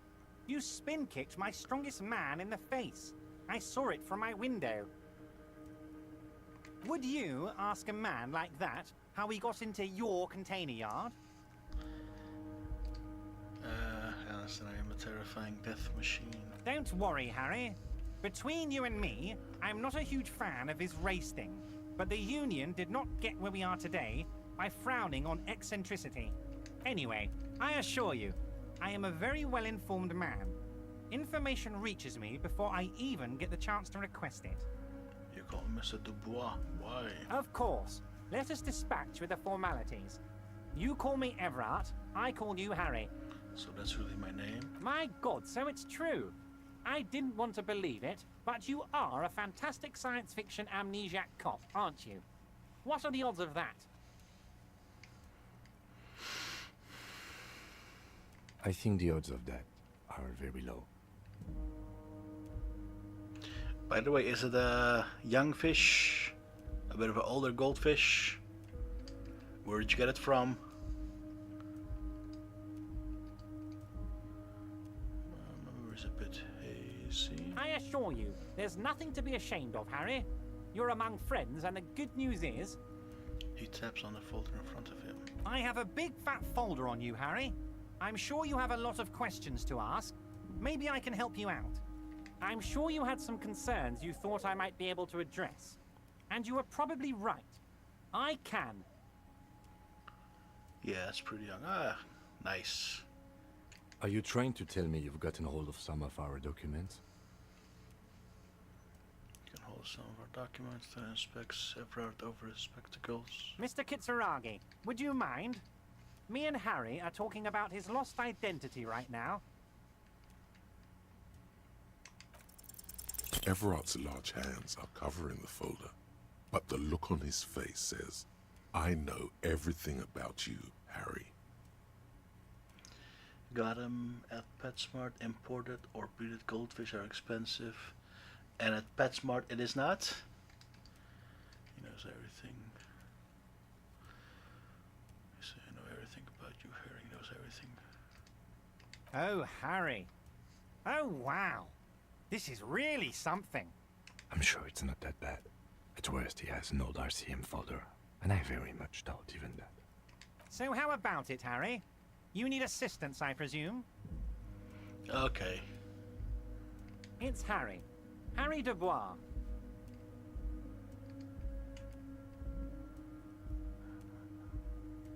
No, I'm really not. You are Harry. I like it. I can work with that. And I can work with you, Harry. Now, what else can I do for you? Do you know where I live? But of course, Harry.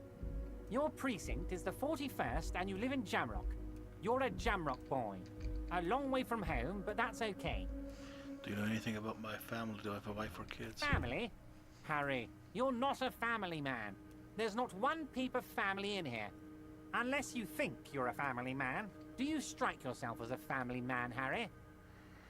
You're right. I don't. That's why I like you, Harry. A good man knows both his strengths and his weaknesses, and you, my friend, you are one of the all-time greats. What kind of a cop does it say I am? Well, Harry, if I were to sum you up in one word, it would be apologetic. I'm sorry. Yes. You seem to be. a lot of the time, but right now there's no reason to be. Let loose a little. Be you. Where did you get that folder? Ah, this? My friends in your organization gave it to me, Harry. I find that very suspicious. May I have a look? I'm afraid this is meant for Union eyes only, Mr. Kitsuragi. I'm sure you understand. Please continue, Harry. Let's talk about the matters for a moment. Of course, Harry, of course.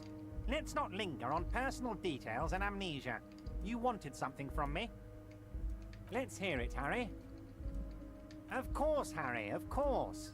Let's not linger on personal details and amnesia. You wanted something from me. Yes, your lost gun. My best men are on it.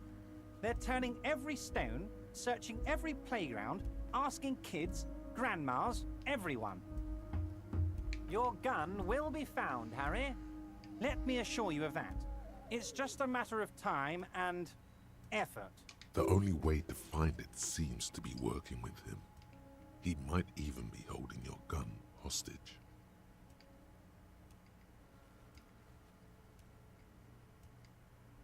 Ooh, okay. Damn it, Harry. That's exactly what it means. I'm only kidding, of course. Of course. I understand. We help you, you help us. I want to talk about the hanging. Oh, of course. That's your main thing here. That's why you're in Martinez. I know everything that goes on around here, and I would love to help, like I'm helping you with your lost gun. I mean, it's no secret that the lynching is connected to the strike. So much to talk about. Honestly, it's been weighing on me so heavily. I understand you need to interview me. But there's a thing that's been keeping me up at night. I want to talk about the hanging. I mean, if we could just calmly talk, exchange information, we could blow this thing wide open. Yes, that sounds good. Let's do that. But I can't think straight with this thing weighing on me. You're police officers, aren't you? I have a crazy idea. You guys are basically door-opening machines. Incredibly talented at opening doors. Kim, is that your Harry door opening machine? I'm not sure I understand. If you're asking us to break down someone's door, it's not going to happen. Come now. I just need you to go open a little door for me and leave it unlocked. A simple thing. Absolutely nothing shady about it. The stars aligned into a cosmic frown here. He has your fate decided. Bide your time, however, and let the stars continue their course, and that frown shall turn into a smile. Only if you play along.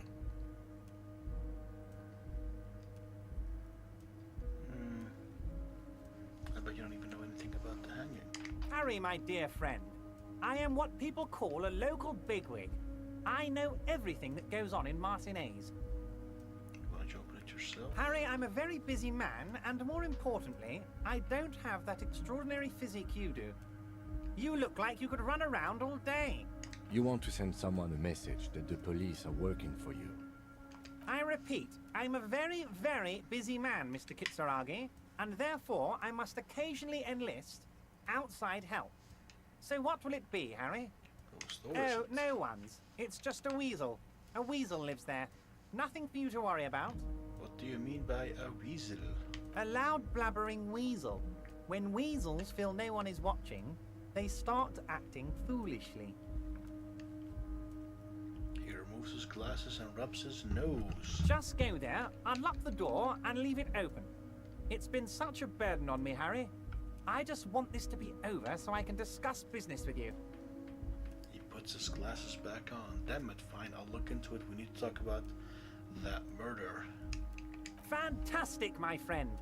Just let me know when it's done and we can take our friendship to the next level. He flicks his fingers. You can get the key from Manana. He's down by the gates. Manana's like a free agent in the Union. Special operations. Hardened socialist. A real free thinker, too. He'll tell you precisely where the door is. One last thing, Harry. Just open the door. You don't need to go in or anything. I just want that weasel to come home and see the unlocked door. Going to leave now, but we might talk again later. Wait. You need this to get in and out through the gate.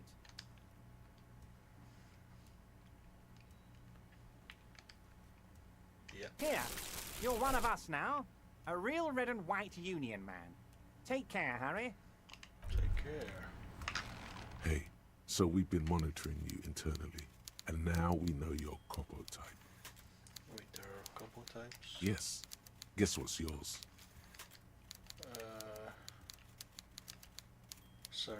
Sorry, I'm not sure. Yes, sorry cop. The cop who's sorriest. Let's make it official then, shall we? This game seems very odd. I've never seen something like this before. It feels like a Dungeons and Dragons thingy, right? Since there's so many details in conversations, dice rolling in the conversations to decide certain actions,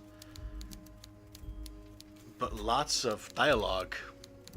What's a detective game, but you're supposed to, well, solve it. Only I have no idea where I'm going apparently, because I keep going wrong places. But then one thing leads into another, and into another, and into another. Just keeps on going back and forth, or just further and further more down the rabbit hole. Huge lack of enthusiasm going on in here.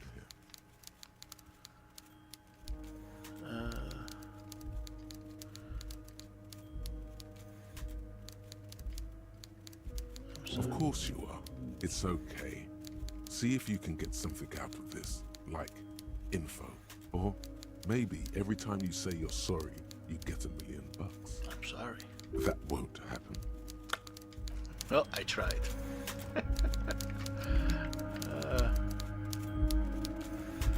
That's kind of cool, actually.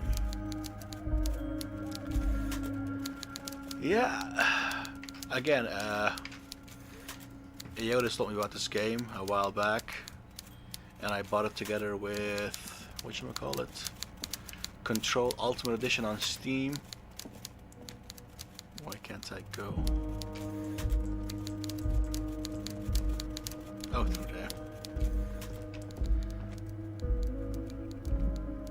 there. No, Aeodus.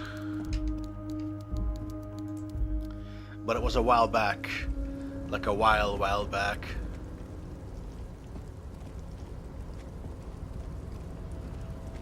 I think it was maybe 2-3 years ago. I think 2 years ago, probably. When Control and this game had a joint discount, basically. And I played Control, finished it, but I never started this one. And I thought, well, now's a good time as any, just to play it. And I am doing that now. Do not presume this has drastically altered our race dynamic. I'm not like a god of martial arts. True. I said nothing about our personal dynamic. That has altered. A little. He means very little. Racists are generally not very good examples of their race. He gestures towards the lorryman down the street. I am not like them. I am craniometric perfection. I have taken the trouble to permanently draw a phrenologic grid on my skull and features. This should dispel any doubt. You're right. Correct. There's an A word. Oh, right. don't be vulgar.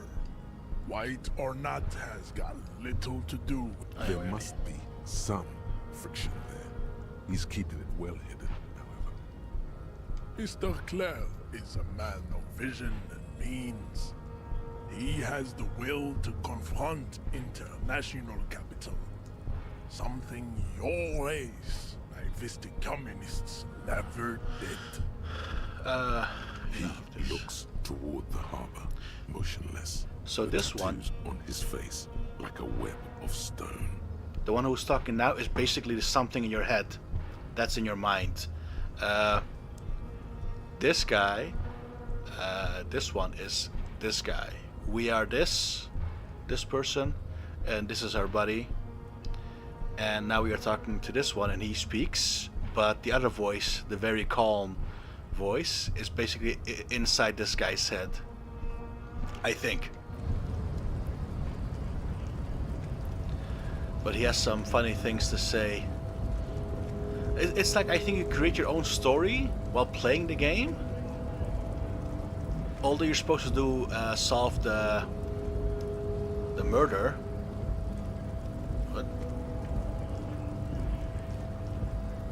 But I think how you go about it is, I think, different. Go here. I was about to say, yo. Went native on the chief, huh? Those ballerina antics were reckless. Should have just punched him in the throat again. Let's talk about our right to work. Just gonna leave now.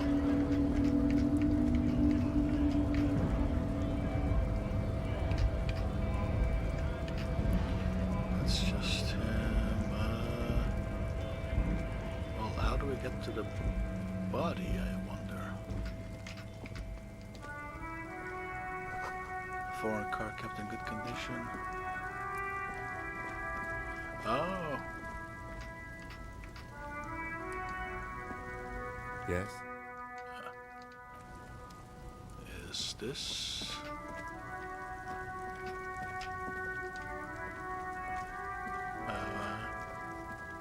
An old monument stands in the middle of the traffic island, pointing toward the sea. It looks as if it's been reassembled piece by piece, secured and mounted in the air with the aid of numerous ropes and rods. A silver plaque on the statue's pedestal reads, "I am Philip III, the Squanderer, the greatest of the Philippian kings of Revachol, son of Philip II, the opulent, father of Philip IV, the insane." Even by the standards of the Philippian kings, old sumptuous Philip was known for his profligacy. Well, he blew through the whole national treasury, starting the decline of one of the penultimate century's greatest superpowers, the suzerain of Revachol. His own maladministration foreshadowed the fall of the monarchy. During the anti-centennial revolution, an end to his family line and the monarchy on the Insulindian Isola. How did he manage to blow through the entire national treasury? Stories have it that he had his bedroom converted into a treasure chamber, where he stored unfathomable wealth. Krugerrands, bars of gold, ornate weaponry, armor, and various chalices. He called it the Sol Aurum. It was obscene. There were whispers he slept on a huge pile of gold-dipped feathers, like some obese dragon, instead of a bed, like a normal person. Wait, really? There's no way that's true. But wait, you haven't even heard about his fabled cocaine addiction. Okay. You see, old Philippe wasn't just good at squandering the national treasury on gold and ceremonial weaponry, he was also a prodigious snorter of nose candy. Not just any nose candy, though. We're talking Royal Philippian Blow, allegedly twice as potent as the stuff you find nowadays, and purple. Philippian cocaine was purple. No, apparently not. He was addicted to nose candy, a bloated druggie. That's what the revolutionaries said 150 years later. Right before they emptied out the royal mausoleum and dumped His Majesty's mortal remains in the Insulindian Bay. Okay, what is nose candy? Cocaine. Of course, yeah, I know. His Majesty's courtiers said it helped him connect with the higher realms. Makes sense. Okay, where is he buried now? Beneath the cold waters of the Insulindian Bay, thrown there by the revolutionaries after they cleaned out the royal mausoleum. A group of marble pleurons still surround the king's vandalized tomb. A deathly cold wind sweeps up candy wrappers and old newspapers. What happened to the statue? The original was blown apart by communards, then further damaged during the landing of the coalition's airships. during the turn of the century revolution, when Martinez was leveled. Who restored the monument? Some years ago, a group of liberal, artistically inclined individuals, designers mostly, thought it would be ironic to restore the statue of the most wasteful ruler of Revachol in the poorest part of the city. The statue is supposed to capture the moment it was blown apart, like an instant frozen in time, a rare butterfly trapped in amber, floating on a sea of shit. It's brilliant, so funny, nihilistic. People in Martinez tend to disagree, as do many prominent art critics and thought leaders with more nuanced social awareness than the young ironists. Philip III, the squanderer, however, with his bronze face up in the air, doesn't seem concerned about what the hoi polloi think of him in death. It's a lot of story. Bold slogan, Human Ox covers the truck. It's a lot of reading, a lot of dialogue. It's making me really tired though. Ruins full of snow, no one lives here anymore. By the way, Sarah, any chance for a AC?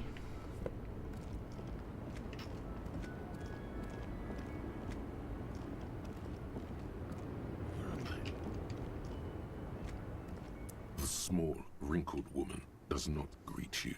She nods along to something on her radio. A photograph is clutched in her hands, and there is a warm smile on her face. It's the warmth of a winter night's fire. Maybe she could give you comfort and shelter, some cigarettes and food money. Maybe she's your grandma. Nothing. Her smile just keeps widening. Her hair is gray like lead. Excuse me, ma'am, I'd like to ask you some questions. No response. Wherever this woman is, your words fail to reach her. Not today, unfortunately. My matrix results come out tomorrow, so I'm trying to prepare my. Okay, yeah, no, it was just a question. No pressure, just a question. Wait, Lieutenant, stop before you can snap. she's just a distracted old woman. Better to leave her alone. Why? I just told you why. If you say so. Okay. Just a question. Money! Okay, so where is the... Wasn't... Oh! Isn't that... Oh, it's still... Where's the... The body's still hanging, right? A lorry stuck in the traffic jam. This big, heavy Grad-made machine is well kept for such an old machine. The windows are clear. They've been recently washed. You can see a lorryman's cabin with personal belongings, stickers, insignia. Okay. I mean, good luck.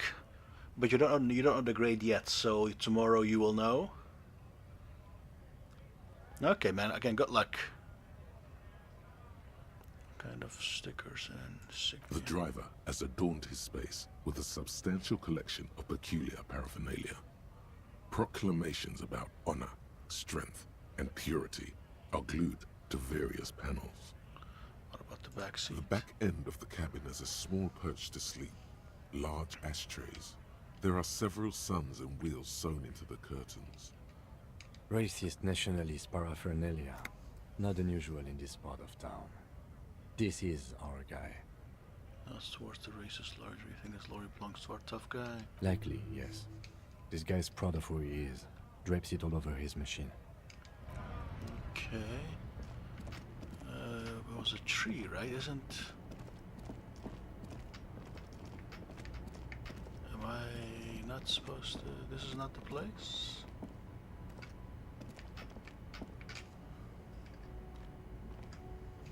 No.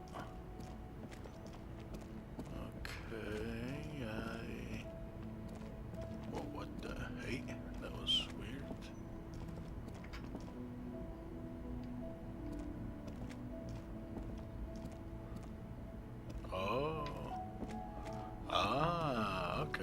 Thank you. Oh, I just... Oh. What? How do I get to the body?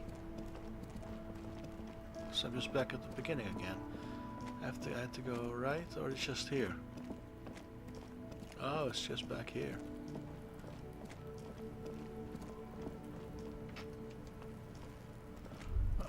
Kuno's got this. Boy throwing rocks over that can't be older than 12. Nah, you got it, man. No worries, you have it. If there ever was such a thing as an ugly kid, then this is it. He's almost exquisite in his ugliness, like a gremlin. Oh yeah, Nappa Gumpy Kuno! Said I kept behind the fence, okay. Hey kid, a word. I'm over your time, please. Can't talk, pig. Shit's coming up strong. Throwing rocks. Shit coming up strong. That sounds good. Joyous. You should hang out with this kid and see what that juicy shit is all about. I don't know, man. The writing in this is just pure comedy gold, man. Some of the stuff he says just so good. I mean drugs. The kid's on drugs. Yeah, Kuno, ride the lightning, Kuno! Kuno's riding it, see? He wipes sweat from his brow and sends another rock flying. The rake, Kuno! You should throw the rake at him, Kuno! The fuck does Kuno know what a rake is? Kuno's not a gardener. I know, man. Kid, you wanna hang out? I'm not an arc. Fuck no! Kuno doesn't buy that shit. Fucking entrapment shit. The fuck are you talking about?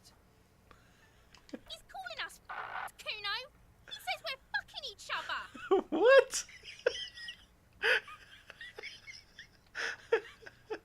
We shouldn't do anything. I don't tempt such forces. What forces? You will see. Look, I have questions. Alright, entertain the Kuno. Show me what you got. What you got there? What you got, huh? Show me what you got. I gotta ask, who is the body? What do you know about it? Shitload, pig. What's your question? Don't tell the pig shit, Kuno! Pig's choking! He's totally choking! Oh, man. If I were to want to waste my time, which I do not, I would ask them who he is, how he got there, and the usual. Know who he was. Kuno's fucking. Kuno uses the fucking for target practice. Probably climbed. Kuno was busy down the road when that shit went down. So you didn't see it happening? You heard Kuno. Kuno wasn't even in Martinez. Kuno wasn't in Revachol. Kuno wasn't regional. Okay, where did you go then? I don't know. Some fucking Try to come up with something. Mesk or I don't know. Some other place. Night City. Kuno was in fucking Night City. Where is Night City? Kuno gives this info out on a need-to-know basis, and you don't need to know. Kuno didn't smoke the gimp, if that's what you meant. Have you seen anyone suspicious around? Just a couple of pigs sniffing around in the dirt. That seems pretty fucking suspicious to Kuno. Yeah, you tell the faggoty, Kuno! Probably climbed. Kuno was... You heard Kuno. Kuno was... I don't know. Mesk or I don't know. Some... Yeah. Kuno didn't smoke him, if that's what you mean. Okay. Maybe more honestly right now, let's talk about You're testing Kuno's patience here. Get lost, Dude! Oh, about the crime scene kids often play. Right, pig. This is where Kuno plays with his little wooden choo-choo. What do you want with it? I might have questions for you later. For now, let's talk about something else. Yeah, whatever. Kuno doesn't give a shit. I gotta ask, who is Kuno? Kuno's Kuno, pig.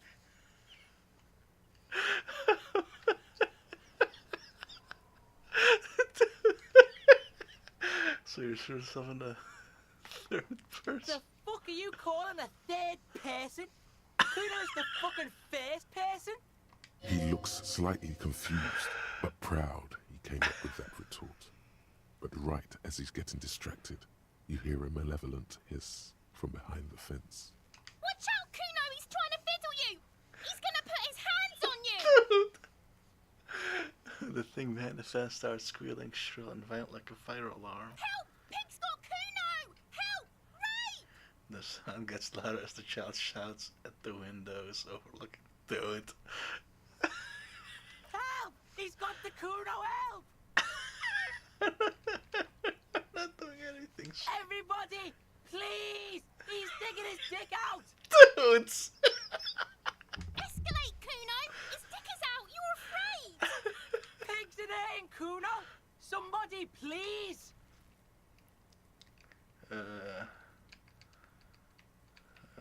Physical instrument challenging.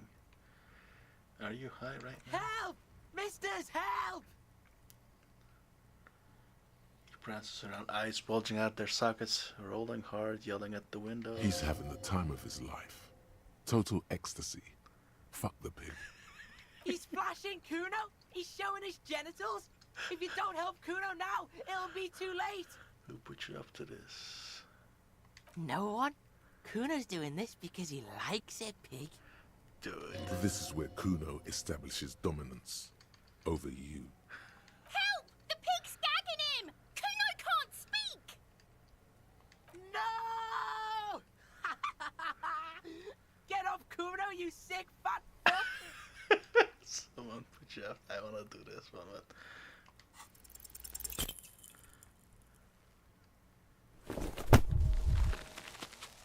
Oh my lord. You didn't shut him down. Your fat fist didn't meet its target. Instead, it pulled you down with it.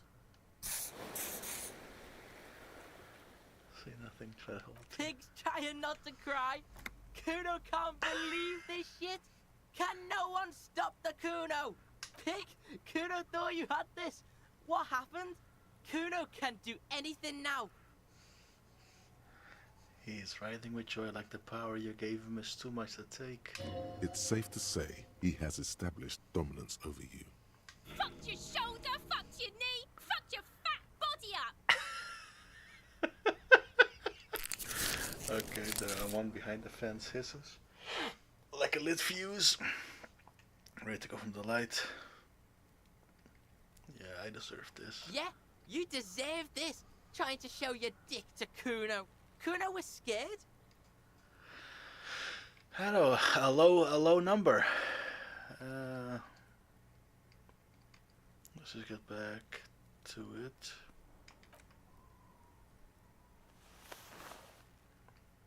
Man, this is peak. Kuno beat the shit out of the popo. Beat your fucking knee off. I told you not to tempt such forces. The noise in his voice is directed at you, not the gremlins. Now, how about we go and do something worth the public's time? Spot me then, Carl. Derry, a human being, decomposes. But the R wears a crown on the ribbon below, a light above descending. This trash container is locked. The sliding lid has a padlock that says, whirling in rags. There's something in there, not necessarily connected to the case, but still. Why am I looking at you? Trash container, you're just a trash container. The body is downwind from here. Maybe you prefer the smell of garbage to the smell of death. Lieutenant, what do you think could be in there? Trash? Food waste from the cafeteria? They lock these containers to keep the derelicts from flocking in. Could be evidence too. I feel like there's something in there. What do you mean, feel? Maybe someone's threw something in there. Mm-hmm. How do we get the lock open? We could try using a pry bar. The one you took from my motor carriage, or...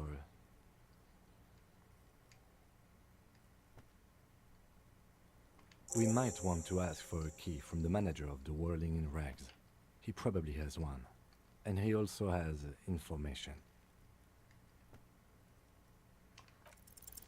No matter how strong you think you are, this is really not something you should be attempting to do with your bare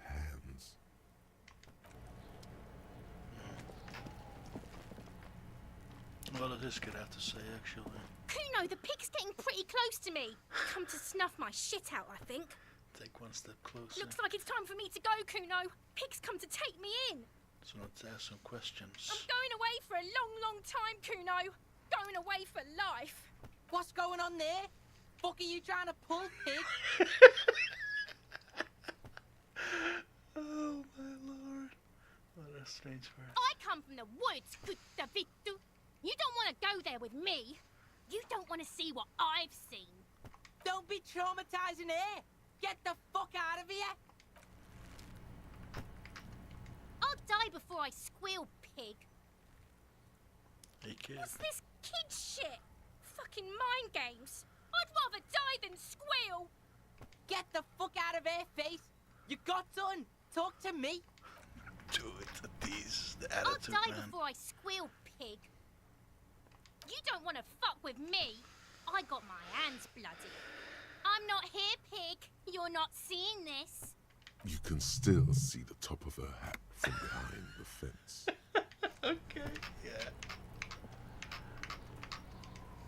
Last one. I'll die before I squeal, pig. Murder was the case they gave me. She's almost vanished behind the fence, only half of the hat remains. I think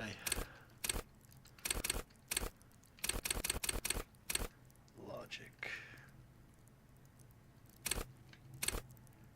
Do I only have 2 points, or do I have 3 points? Oh. Ah, like that. Okay, so if I were to... Oh. So if I were to...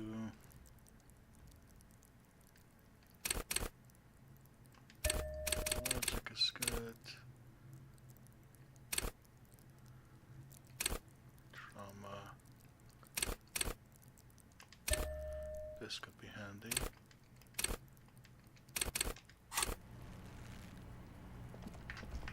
Let's see this. Someone is trying to grow herbs in this greenhouse. And what is this? Has been for some years. And this. An inconspicuous pile of the roofing material, Eternite. What is this? It's nothing.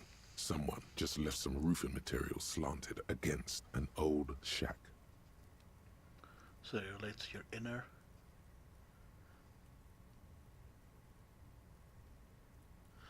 How do you mean? Because it's nice and orderly. Well-laid pallets. Easy on the eyes. Ah, failed. No. There's more to this. You get this strange feeling. Yeah, so this is basically your thoughts. This guy talking to you right now. Hard to say. It's gone now. Feelings pass, you see. Especially the small ones.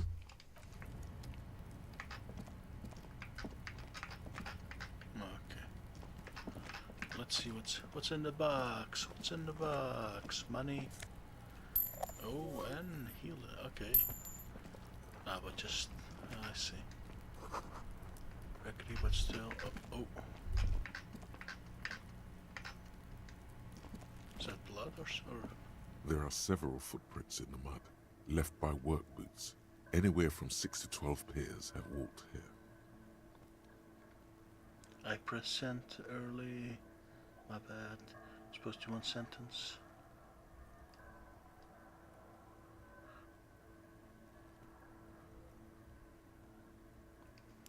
Inner thoughts and stuff. Ah. Heavy workers' boots with reinforced toes and No worries. hobnails all over the yard. Isn't this something an industrial worker would wear? It's not a worker boot track. Noted. Noted. Get an exact count. Maybe more than 12. Finally. No. 8 pairs of boots have shuffled back and forth in the mud. Go over them one by one. 1. Standard work boot. Steel reinforced toes, number 46. 2. Standard work boot. Steel reinforced toes, number 44. 3. Hobnailed work boot. Steel reinforced toes, number 43. 4. Standard work boot. Number 45 or 46. You don't know. It's a miracle you can tell the prints apart as it is. The cold must have preserved them. 5. Another standard work boot. Steel reinforced toes. Number 44. 6. An aberration.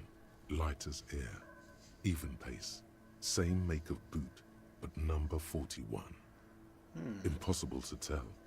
Could also have been an adolescent. The gait is undeveloped. I'm pretty good at this, ain't I? You're not bad. It's as if the whole world darkens. Everything else has a thin film of unimportance on it, and the tracks burn in the middle of it, in a strange, beautiful way. 7. The glowing outline of a standard work boot, number 46. But the imprints are twice as deep as the others. The weight exceeds 200 kilograms. Jeez. 8. And yet another standard work boot, number 44.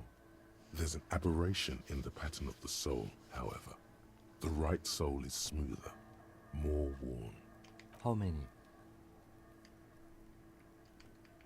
400 million. I was pretty off then. I counted 20. The same guys are going back and forth. I never got the hang of it. Hyperopia. Do you see anything out of the ordinary? A woman? Or a kid? I don't think there's any way to be sure. Understood. Anything else? 200 kilograms. 200? Could it be the combined weight of two people, one carrying the other who's tied up? Let's say a heavily built worker carrying a similarly built, soon-to-be-dead man. Oh. He might be right. 200 kilograms of living weight is unlikely. Could be an extremely obese person. From here, the boot the victim wears. The lieutenant stops mid-sentence. A sudden change in wind direction blows a stench of rotting meat right in your face. He tries to continue. Interesting.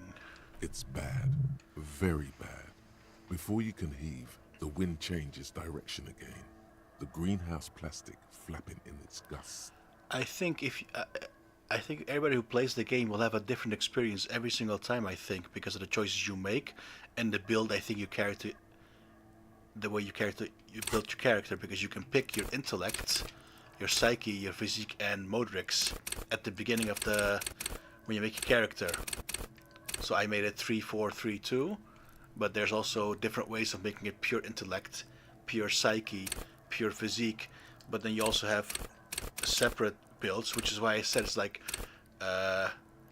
D&D, because I think it also factors into whatever choices you might make, I think.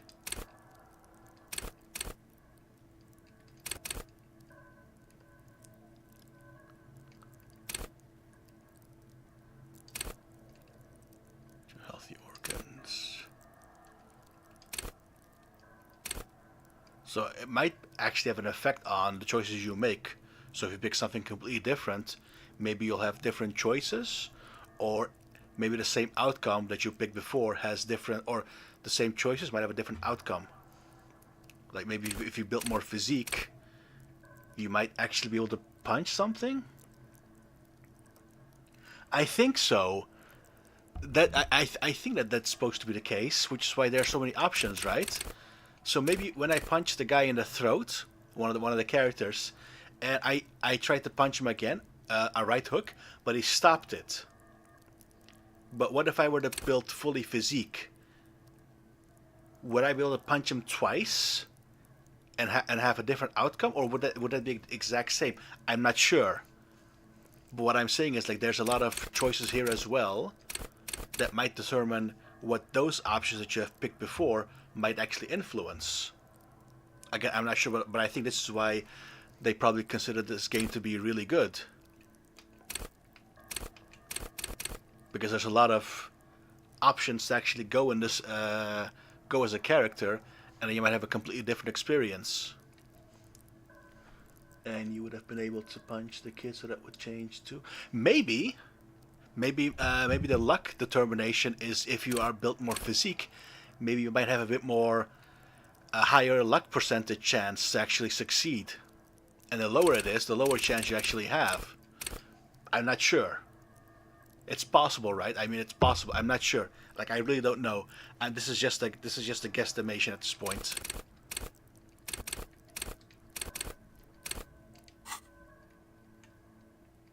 You can heavy.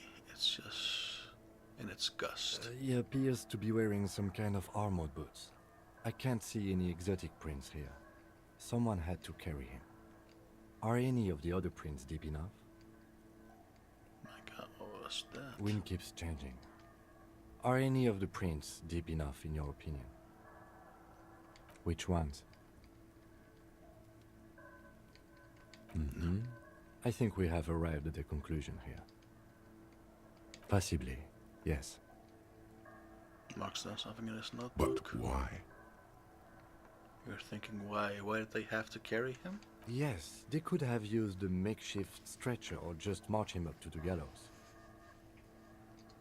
I mean, but if that's the case, if you were to pick a physique character or make one, and you can actually punch the kid, that would be insane. Like how much gameplay replayability you might actually have with the game. Maybe the victim wasn't conscious. Even easier to carry on a stretcher, or between two men. Anyway, it's for future consideration. What else can you see? Interesting. Let's name it the Old Soul. Do you have any ideas, Lieutenant? Someone operating a workbench with a pedal? Like a joiner at the harbor. Or maybe a drummer? He regrets it the moment he says it. I don't know why I said that. We are not looking for a drummer. We are looking for a group of dock workers. Perhaps it could be a driver. A driver would wear out their right shoe before the left. The accelerator is on the right.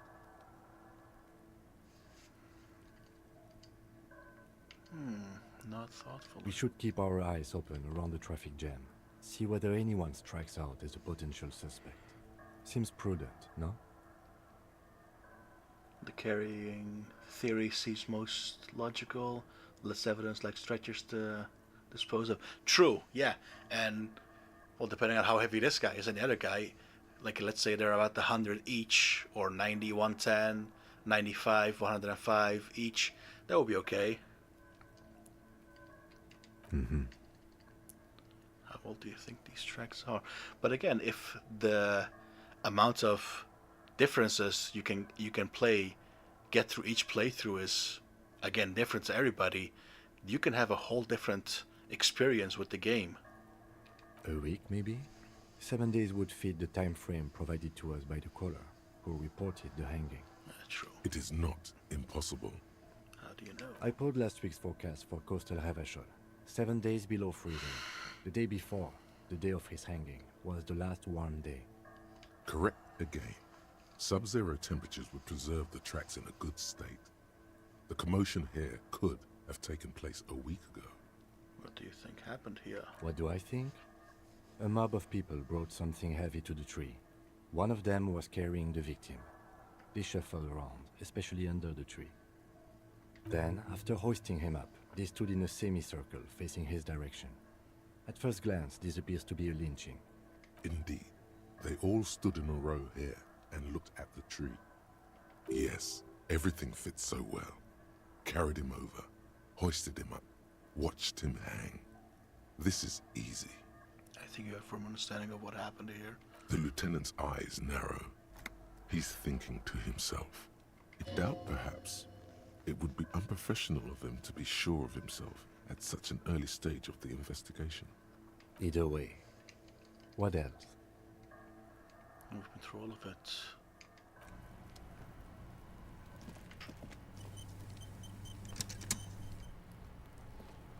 Yes?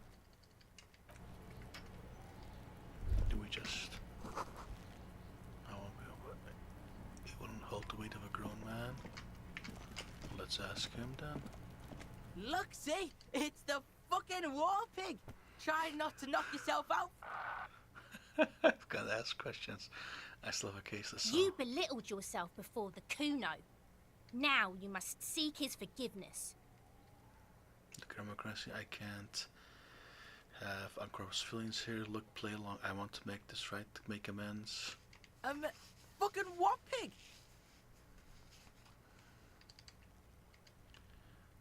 I might not look like it now, but you might have. I'm sorry. Yeah, how are we gonna make it up to Kuno, pig shit?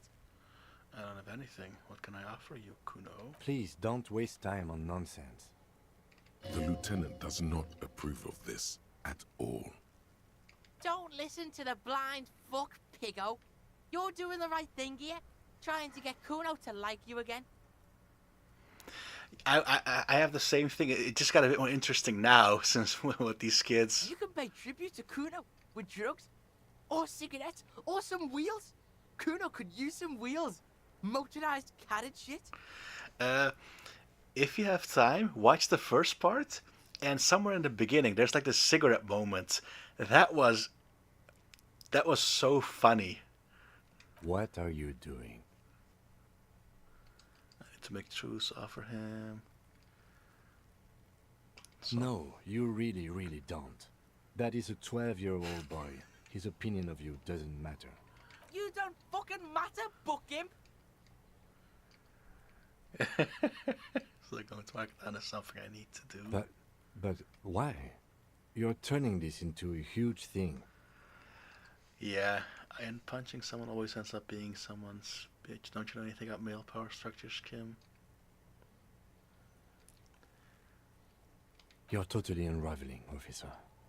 I got this. As soon as I get this off my back. Okay, so how are we supposed to get him down? The corpse looks at you with bulging white eyes. The face around them does not look human. It's swollen and ready to burst. His lips are fish-like and his tongue like a ball gag in his mouth. You seem to be holding your breath. A cargo belt twists his neck at an unnatural angle. The body below appears stiff. It's letting out an ungodly rot. The smell seeps in even through your clenched nostrils. Yeah, endurance number 2, very low percentage. Okay. Always wins. God, what is that? Why is it so? Active decay. It's okay to throw up, officer. No one is judging. He's about to blow! Cop's gonna blow, Kuno! Let go of your nose without throwing up. Let's try it. The smell is repulsive.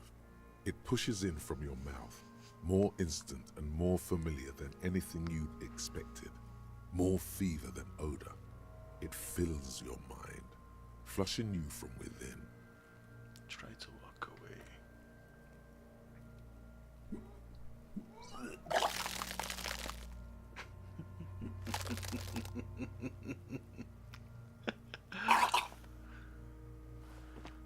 Too late. It's impossible to keep in. Your body curls and pushes it out, burst by burst, until a pool of vomit lies under your feet, and your throat stings from the stomach acid. I'm sorry. It's okay. Happens to everyone. Keep it. Thanks. The hangover is clearly making this worse for you. You could use some ammonia to clear your head. You think ammonia would help? If you can handle the headache.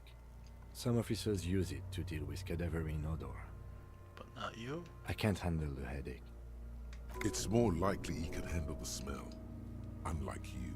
Okay, where do we get ammonia from? That young woman, the gardener, mentioned she used salts for the smell. He nods towards the plaza. If she doesn't have any, there might be some in the freight store nearby. Acquiring ammonia will provide a modifier to the white check. Modifiers make checks easier and allow you to retry them.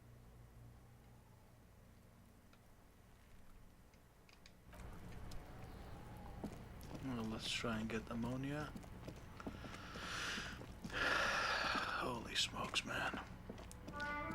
It's really interesting. I can't believe it's snowing again. Just snow falling outside. It felt like springtime just a few days ago. You still have your salts? I think I could use some. Sure. I'm done with them. She takes small caps out of her breast pocket, hands it to you. Go easy on that stuff. It gave me a terrible headache. I have to run, leave. So how do I?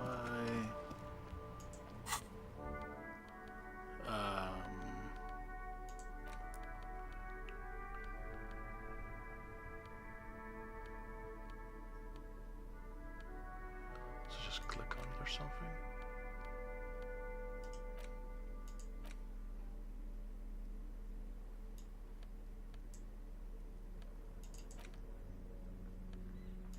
Interact. What?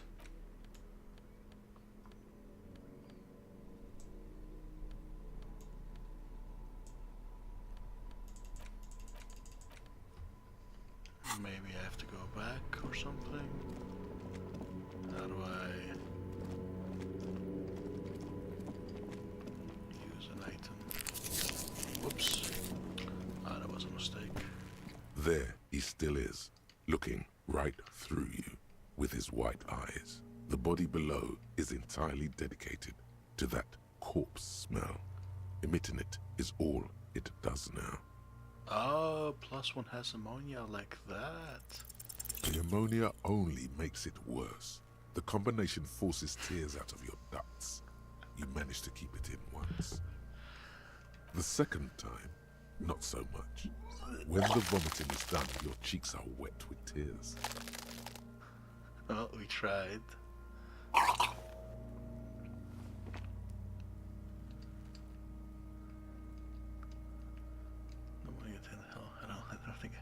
Get a hold of yourself.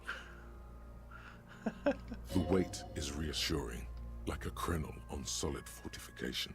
Pat, pat, pat. I've seen strong men turn themselves inside out for hours.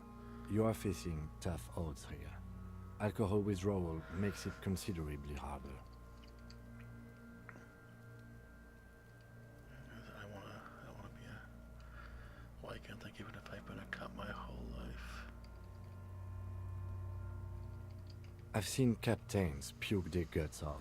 It never gets easier. You never get used to the smell. Every Monday is cadaver day. Throw up, investigate. Throw up, initial autopsy. Throw up, bag it. Pat, you're back again. Then drive to the station. Maybe throw up on the way there if you didn't bag the thing tight enough. I think I've lost my sense of smell. There's a pause. Not being hungover helps too. That's probably a good idea. Clear our heads. But before we can do that, Withdraws his hand from your back and looks you in the you need to get your shit together. Okay. We should go talk to the locals. Find something else to do while the wind changes. It's pretty bad right now. You've gained a thought. When this dialogue is over, go to your thought cabinet and internalize it for special bonuses and effects. Give it half an hour. Get yourself together. Then come back and have another go. Okay, how does that work?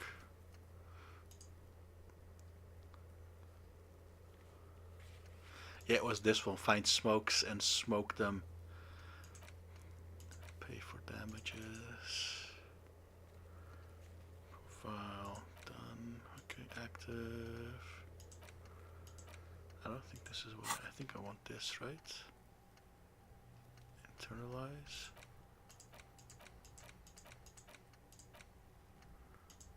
What?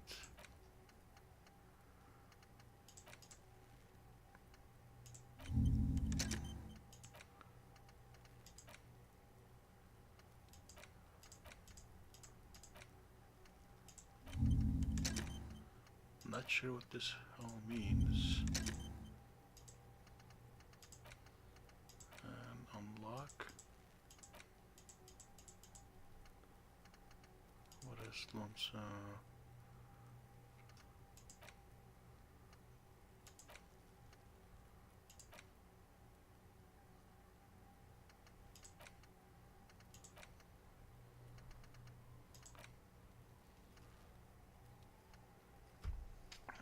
Okay, I have no idea. Have you come to make your offering to Kuno? Oh, nah. Oh, what the hey?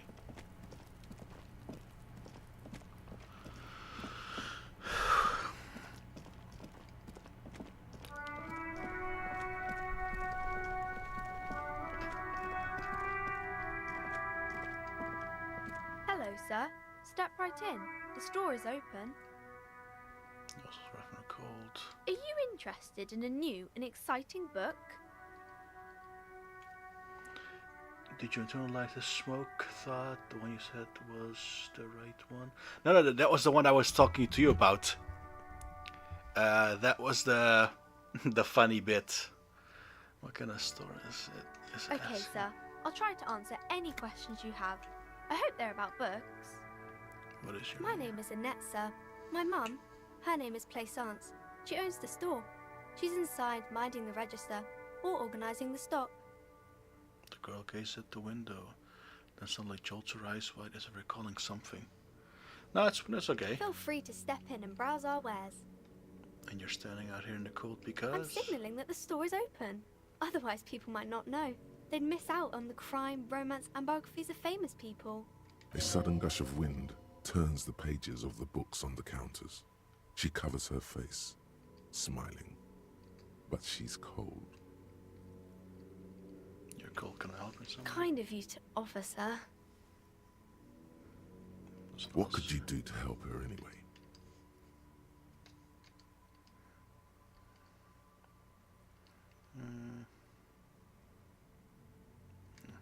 Thank you, sir. I'm happy to help Mum out with the store. Shouldn't you be at school or I something? do my studies at home at the moment. I have to help Mum keep this place running. Isn't going to school more important than this? Mum says it's necessary to do both because it builds character. Mum says a proper worker is dutiful. That's how you get ahead in life. You succeed. How's the business going? Mum says it's peachy. She was a little afraid at first. There's talk about this house being cursed. Behind her, the window has been boarded up. You sense the boards creaking, twisting for a second, and some kind of doubt in her tense shoulders. Cursed in what way? Cursed in the way that makes them say that no business has ever really thrived here, sir. That they all go... I wouldn't really say it like that, but I guess so. Okay. I mean, it sounds rather serious. We can go into the bookstore and ask about the case, but I don't see much more to look into here. It's not Yes. Please do also look at our wares inside. The postcards and board games are there, sir. We know about the other failed businesses. Nothing really, sir.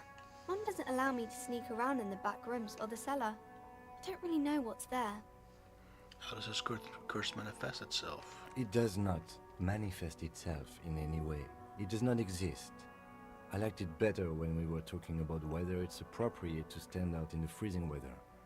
But Kim, the plasmic manifestation. No such thing.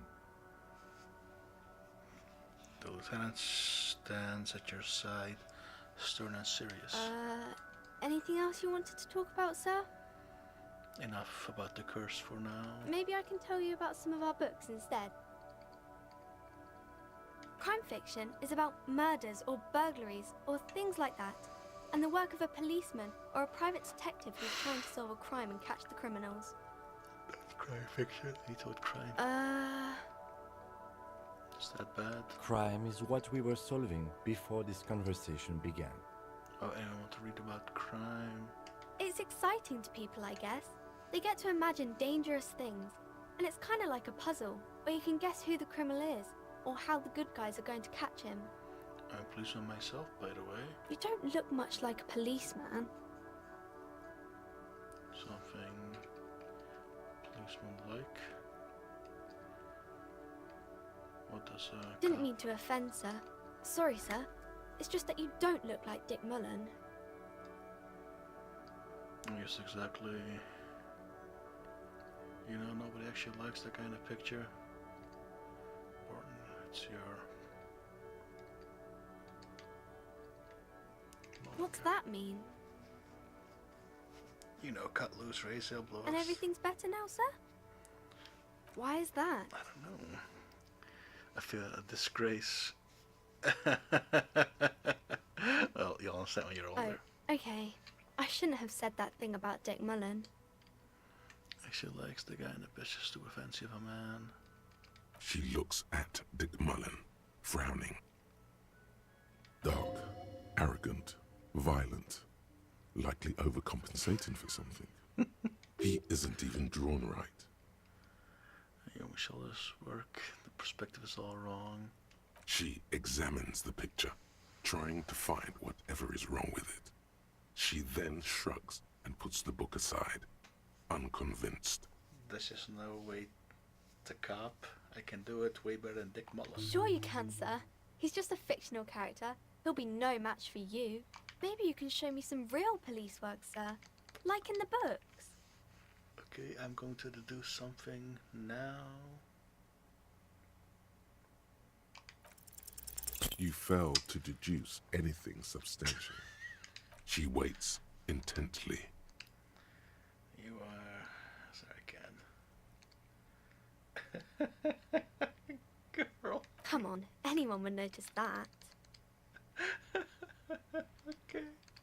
It's the type of book where there's a rich lady and she has to choose between the good man and the bad man.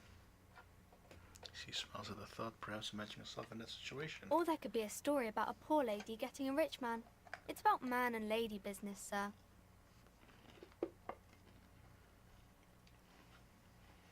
Ooh, the first one is interesting. It happens, but usually the guy gets rich in the process. Or should actually be rich himself, but has lost his family property unjustly, like during the revolution or something. I see. Those are unhappy books, for most of the pages. People sad about what they have lost, but then it all turns out just fine in the end. When both of the men are bad. These are not very common. You can't have a choice between bad and bad. Nobody wants to read a story like that. Well, maybe then it's fine. Maybe if the lady then decides not to pick either, because she doesn't need a bad man. Yes, that would be interesting. Well, when everyone is poor. That's really not a proper romance story. That's more like everyday life. Ooh. Sometimes you have to write about real life. Not in romance books, sir. These are about nice and pretty people, and everyone is happy in the end. Book. Like, doesn't work out at I all. haven't read many of those. Maybe you should ask Mum. Painful breakup. I don't think it's a romance story if the main characters break up, though. The one where they plunge into a torrid spiral of pain and recrimination, only it's really long and drawn out. Scarred for life, Phantom Limb. No, I don't know. Doesn't ring a bell? Alright, I'll ask your mom. Yes, she knows books, definitely. What was that? An idea for an unfinished novel stuck somewhere in your forebrain? You clearly have issues you need to address. Later, when you get the chance, you should address these issues by getting drunk. That'll show them.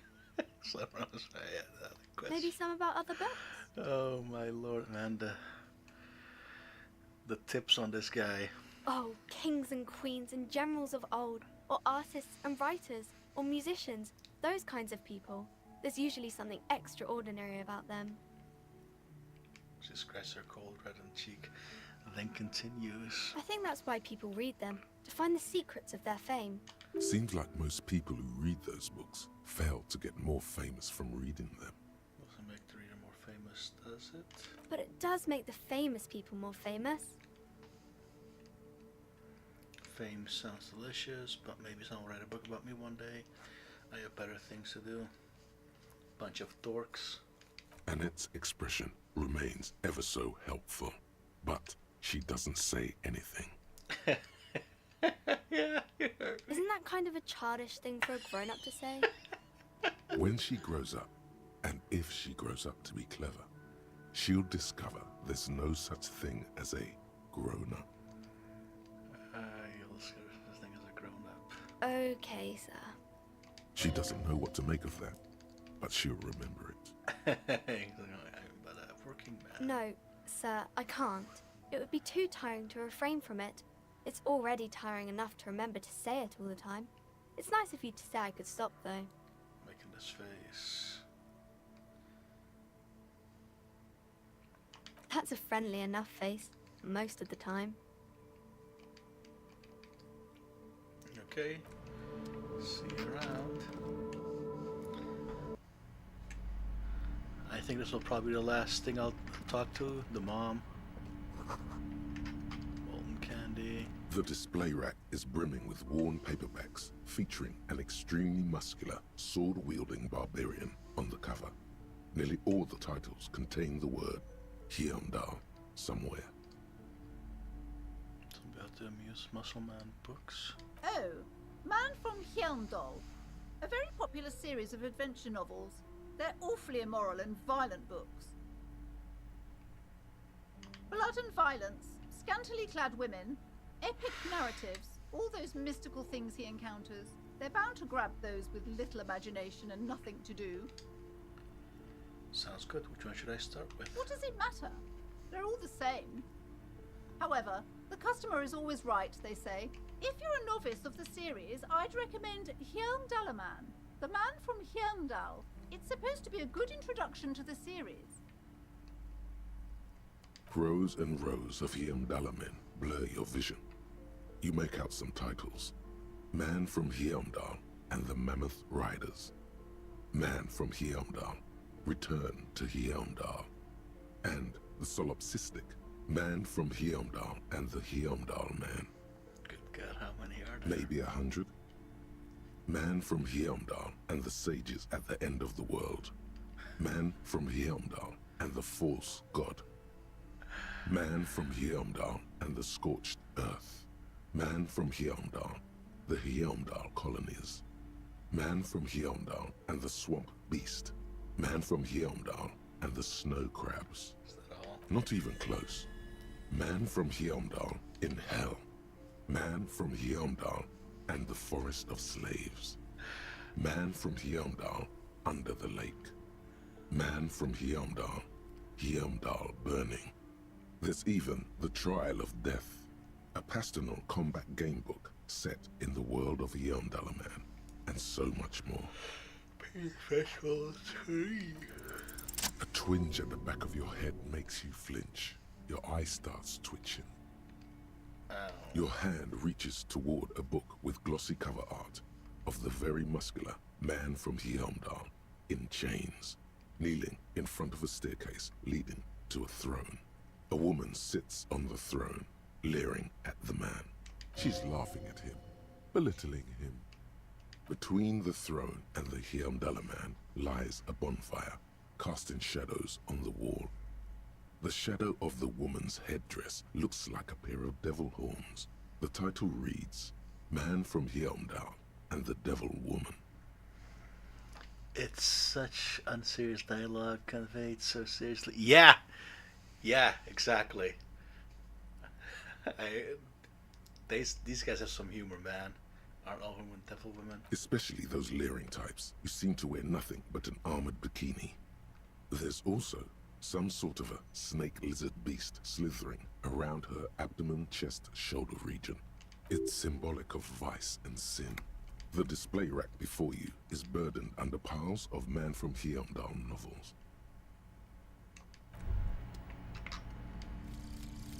Volumetric ship compressor. Bizarre scientific news from Revachol West today, where a police officer's shit has been observed at a pressure of around 495 gigadecimals. These metallic hydrogen levels of shit togetherness were thought to exist only at the center of collapsing stars, not law officials. It remains to be seen how long the shit singularity lasts. Oh, man. Accept.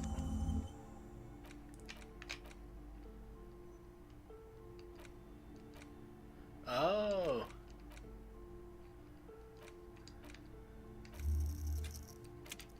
Oops.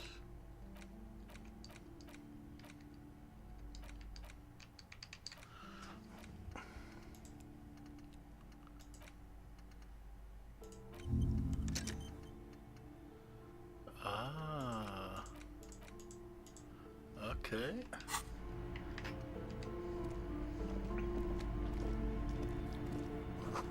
Bolts were tucked away in a dark corner. Books. They're all about lake trout.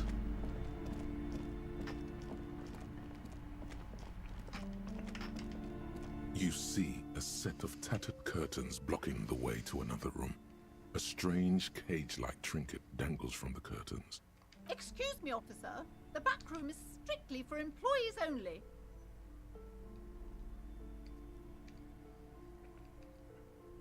What's behind the curtains? Nothing. Now please go back to browsing the books. Don't you feel compelled to look at the books? The books are all you care about. What? She speaks almost as if she's trying to put a spell on you, urging you to buy more books. Oddly enough, the more she tries to draw you away from the curtains, the more alluring they become. Some of a strange cage-like trinket. You see some kind of charm, an irregular polyhedron assembled from bones, sticks, and straw. Inside, a disturbing fish head with empty eye sockets stares at you. See, suspicious, yeah. Aside from poking at it suspiciously, there is nothing else to do with the fish head charm at this time. The curtains remain shut before you. Pull open the curtains. Just as you're about to pull apart the curtains, the petrified voice of the shop owner cries out once more. Sir, don't touch that. I told you it's off limits for the customers.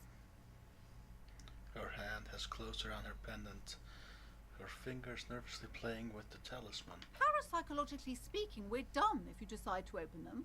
I won't be held responsible for the consequences. It's too dangerous.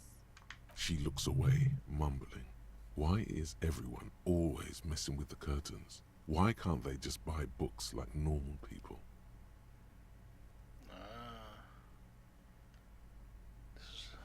I'm just gonna... No! Please just talk to me, officer. Come here and let's talk this through before you decide to do anything extreme. There is something mysterious about the curtains. Be careful. The curtains, tattered with age and covered in dust, hang before you, as if taunting you. Rip them apart this time for real. You see a dimly lit room full of dusty furniture and trash. A doorway stands in the back, covered in dozens of scary little cage-like trinkets, your shadow looming over it like an omen. I warned you, you're unleashing forces beyond your understanding. I'll check that out in just a bit. Better count the giant picture book. What's the scar here? This bookstore is not strictly about crime, romance, and biographies of famous people. There's also a wide range of paranatural literature. Amidst the various books, you find one written by someone named Matthias W. Dundas. It's about wholeness, unity, balance. The point of the book, and many others on this shelf, is to give people medicinal advice in situations where they don't have access to paid health services. How does that work? It serves platitudes, while also telling everyone that traditional medicine, the kind people don't have access to, and which costs more than this book, is garbage, and would only give you cancer anyway, without even curing your cold or anything. Wholeness, unity, balance, on the other hand, can basically take care of anything. Though it is important to note, when it's up to your mind to heal yourself, then it's because of your mind that you're ill in the first place. Does the book say anything else? The book features chapters on topics such as how to find magnesium. It even lists plants you can harvest magnesium from. How to continue drinking if you're an alcoholic who has destroyed his liver. Okay. There's even a chapter on the ancient Seraïs tradition of using duck gallbladder preservatives to treat and prevent sexually transmitted diseases. Pre and post factum apply. Nothing worth buying. This is just mundane garbage. What's even paranatural about this? Inland Empire 4. Sir, please, no browsing in that shelf. That wisdom is not for free. I can't have you end up, like, opening a police store next door and stealing my customers. Oh no! Inland. The throbbing in your head increases with every passing moment you gaze at this shelf. Suddenly, as if out of nowhere, a small green book becomes apparent. The title of it reads, Medicinal Purposes of the Pearl. What is the pearl? The book contains very little explanation on the matter. This knowledge seems to be taken for granted. What's this book about? The book contains descriptions of various pseudoscientific therapies, alternative medicines, and folk remedies involving the pearl, also known as le territoire.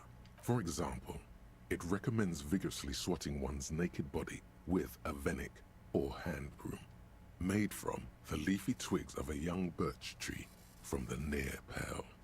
Sounds painful. It is supposedly invigorating and good for the circulation. What else? It also recommends consuming distilled spirits like vodka or whiskey that have been aged in the pearl. Readers are instructed to cover these jars in a shallow hole just inside the pearl and leave them there for 30 to 60 days, depending on the potency desired. And what does this pale aged liquor do? Among other benefits, it is alleged to restore a damaged liver to perfect health. Yeah. For general health and well-being, readers are encouraged to take regular strolls through the pearl, though a sidebar cautions readers to limit each stroll to less than an hour. These strolls promise to cleanse the mind of worries and the body of toxins, especially if the perambulator performs this ritual in the nude. Nudity figures prominently in a number of these prescriptions. This is exactly what you need. Anything else? There's an entire section devoted to cures for men who are struggling to perform their marital obligations. I don't need that. You close the book and return it to its place on the shelf. No, I don't want that.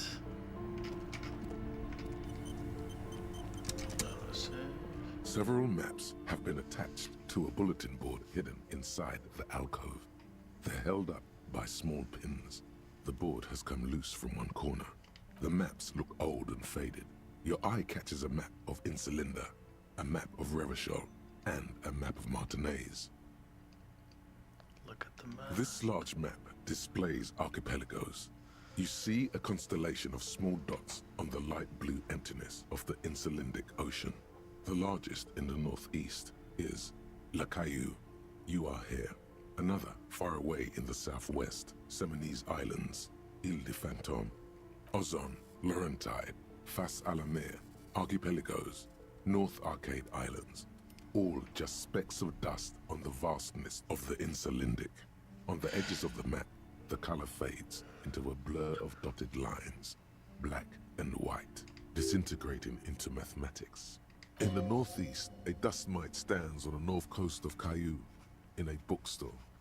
It's you, radiating outwards from you, the suzerain Revachol. With a radius of 80 kilometers, still, the crown jewel of this Isola would be barely visible. First, can you see cities on the You island? can, on Caillou, Revachol, a single black star, on Ozon, Fondelaire, and Vilmandu, on Archipelagos, Croyan Moran, Villiers, on Seminine, Olduvai, and on Laurentide, Deora of the Seven Seas, lost little pearls of light, tiny fires in the dark. The ocean breaks apart into a tangle of cosines and azimuths, all pointing into pale nothingness. Muindi is the north azimuth. Grad is the northeast azimuth.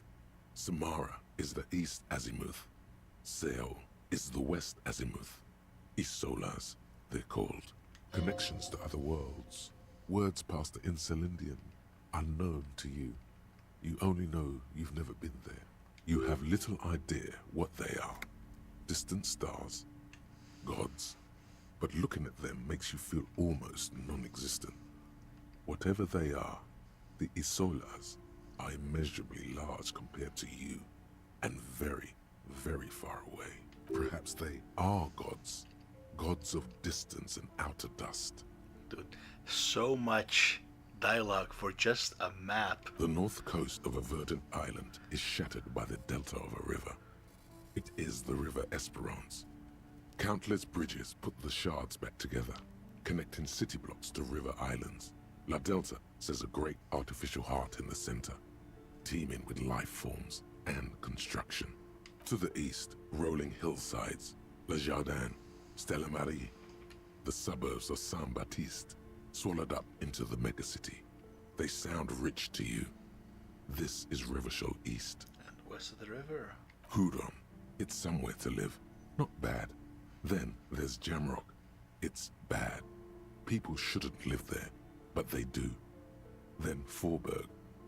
It's almost as bad, and much larger. Then Coal City. It's the worst. And Martinez. It's so small you can't even see it on the map. No, wait. There it is. North of Jamrock. The strip of coast next to the Greater Revachol Industrial Harbor. It looks downright despondent. It's almost Coal City, to be honest. No, Coal City is worse. A charred limb. Rain falls on its slick black streets. And then there's the burnt-out quarter in the heart of Jamrock. Is it cold in this bookstore? Or is it just you? No, this is somewhere to be. This is all you have. But it's still something. Streets and sodium lights, the sky, the world. You're still alive. Look at the map of Martinez. It's not really a map. It's a tourist thing. A picture postcard with buildings on it, drawn from an isometric perspective. A date in the upper right corner says 48. Still, it's detailed. Could be pretty useful for scouting ahead. You see the jagged boxes of an industrial harbor, even the whirling in rags there. Storekeep, can I buy these maps? I'm sorry, officer. The map of Martinez is the only one available. The other two are not for sale anymore. And besides, you could scarcely afford them. They're quite valuable, though they might not look it. The map of Martinez is 90 cents, though. You seem to underestimate my resources, but sure, okay. Why is this one of... That old thing? It's an out-of-date map of a tourist location that never was nor came to be. From when some design studio people tried to spruce the place up 4 or 5 years ago. They also renovated the horse statue, set up those coin-operated viewers, and designed the new street lamps. They didn't get that far, for some reason. A shame the project never got going. Would be nice if someone fixed Martinez up. All these ruins are bad for business.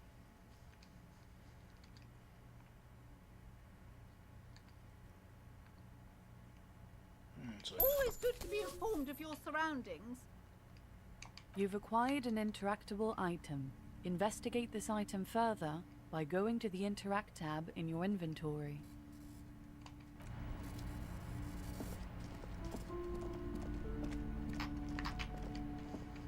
I wasn't kidding when I said we're parapsychologically done. You clearly don't care about the consequences. What gives you the right? Don't expect my help from now on. The back door is locked and I threw away the key. I won't trifle with such forces. Do look at the books, though. The books compel you.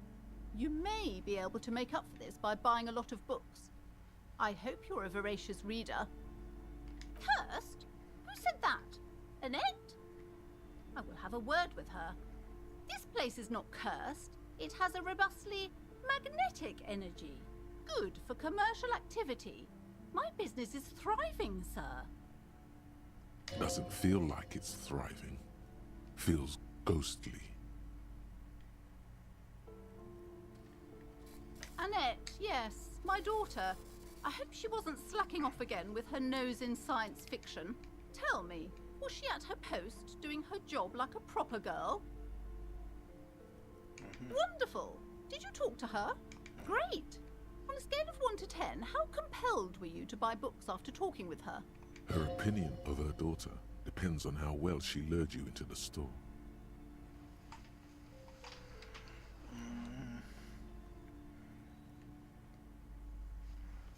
I felt some interest. I guess it's better than nothing.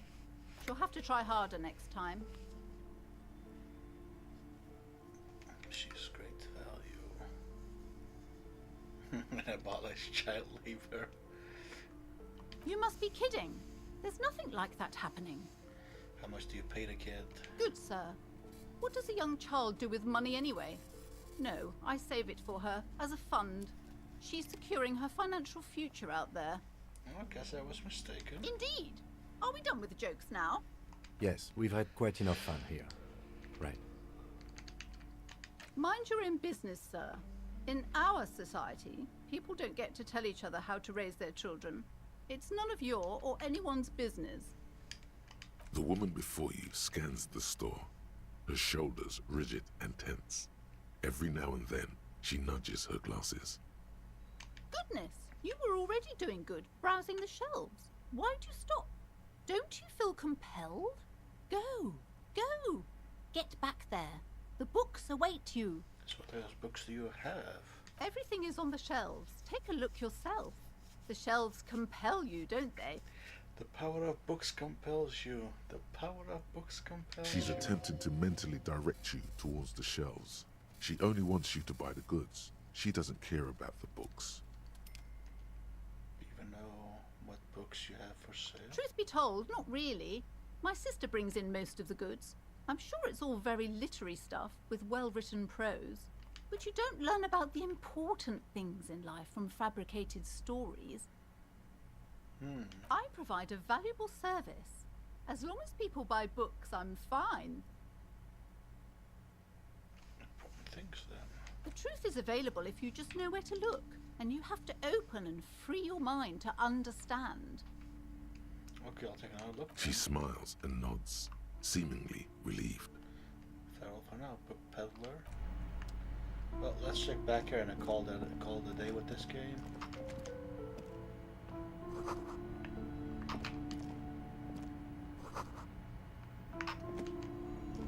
A heavy door with a missing handle stands before you, covered in dozens, if not hundreds, of little oddly shaped trinkets and charms. It appears to be locked. Agreed, man. I'm also getting a bit tired. Only an echo. No one is there. Only an echo. No one is there. Okay, let's break it down. Yes, sir, please. No.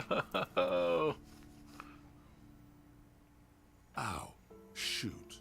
Whose moronic idea was it to just run through the door?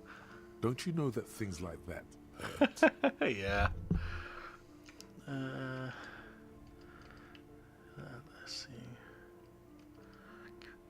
So disappointing. Are you alright? These looked pretty intense and painful, I must admit. It did. What is going on there? Are you really trying to break down the back door? I warn you, don't tempt the spirits, officer. Don't tempt the spirits, or you'll damage the holy wards on the door. It barely looks like you've done any damage to the door, however. It's still locked and closed, covered in dozens of little charms and trinkets. Well, I guess. What else do we have here? Oh, I talked to her as well for a bit. She didn't want to say anything.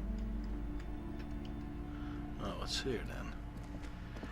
A small mountain of colorful board game boxes. There are numerous types of games for all ages. A lot of shelf space seems to be taken up by Wirral-related merchandise. Wonderful board games, sir. The Viticulturist is a classic for sure, or perhaps you'd like Archipelagos of Insulinda, a very educational game for those interested in geography. Growlbritter is a fun game of economic competition, but can get quite intense after a while. We have games for the whole family. You can play with your children. Who are you going to play board games with? Do you have friends or family?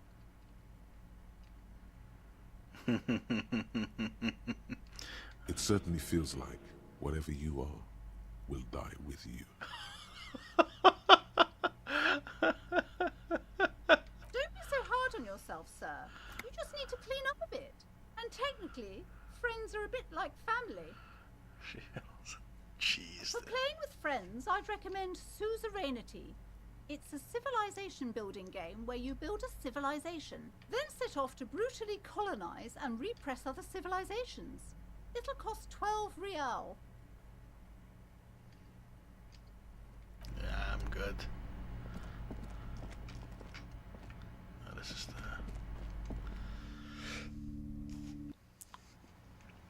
I think I'm gonna call it there. I think that's a good run of things. Well, screwed up in one of these saves. It's actually lost. I should get some healing items and whatnot. I do gotta say it's interesting. A bit, maybe too much. They even make the most nonsensical things sound very interesting, but it's just a lot of reading and or a lot of hearing. Yeah. Again, if you have time, check out the small little bit about the cigarettes in the first part. It's just absolutely phenomenal.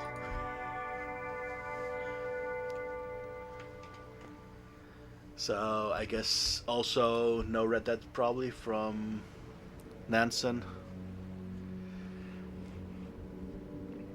Maybe I'll do a little bit of, if nobody's gonna stream, maybe I'll do a little bit of Armored Core online. Just to maybe see if people are online or not. Anyway, maybe I'll see you in a bit. Maybe I won't. You have yourself a very good night and good luck tomorrow. I'll hear some good news. He might. Okay, and I'll give him a... Let's see if he ain't online. Thank you, man. I'll see you later. Have a good night. Thanks for the time.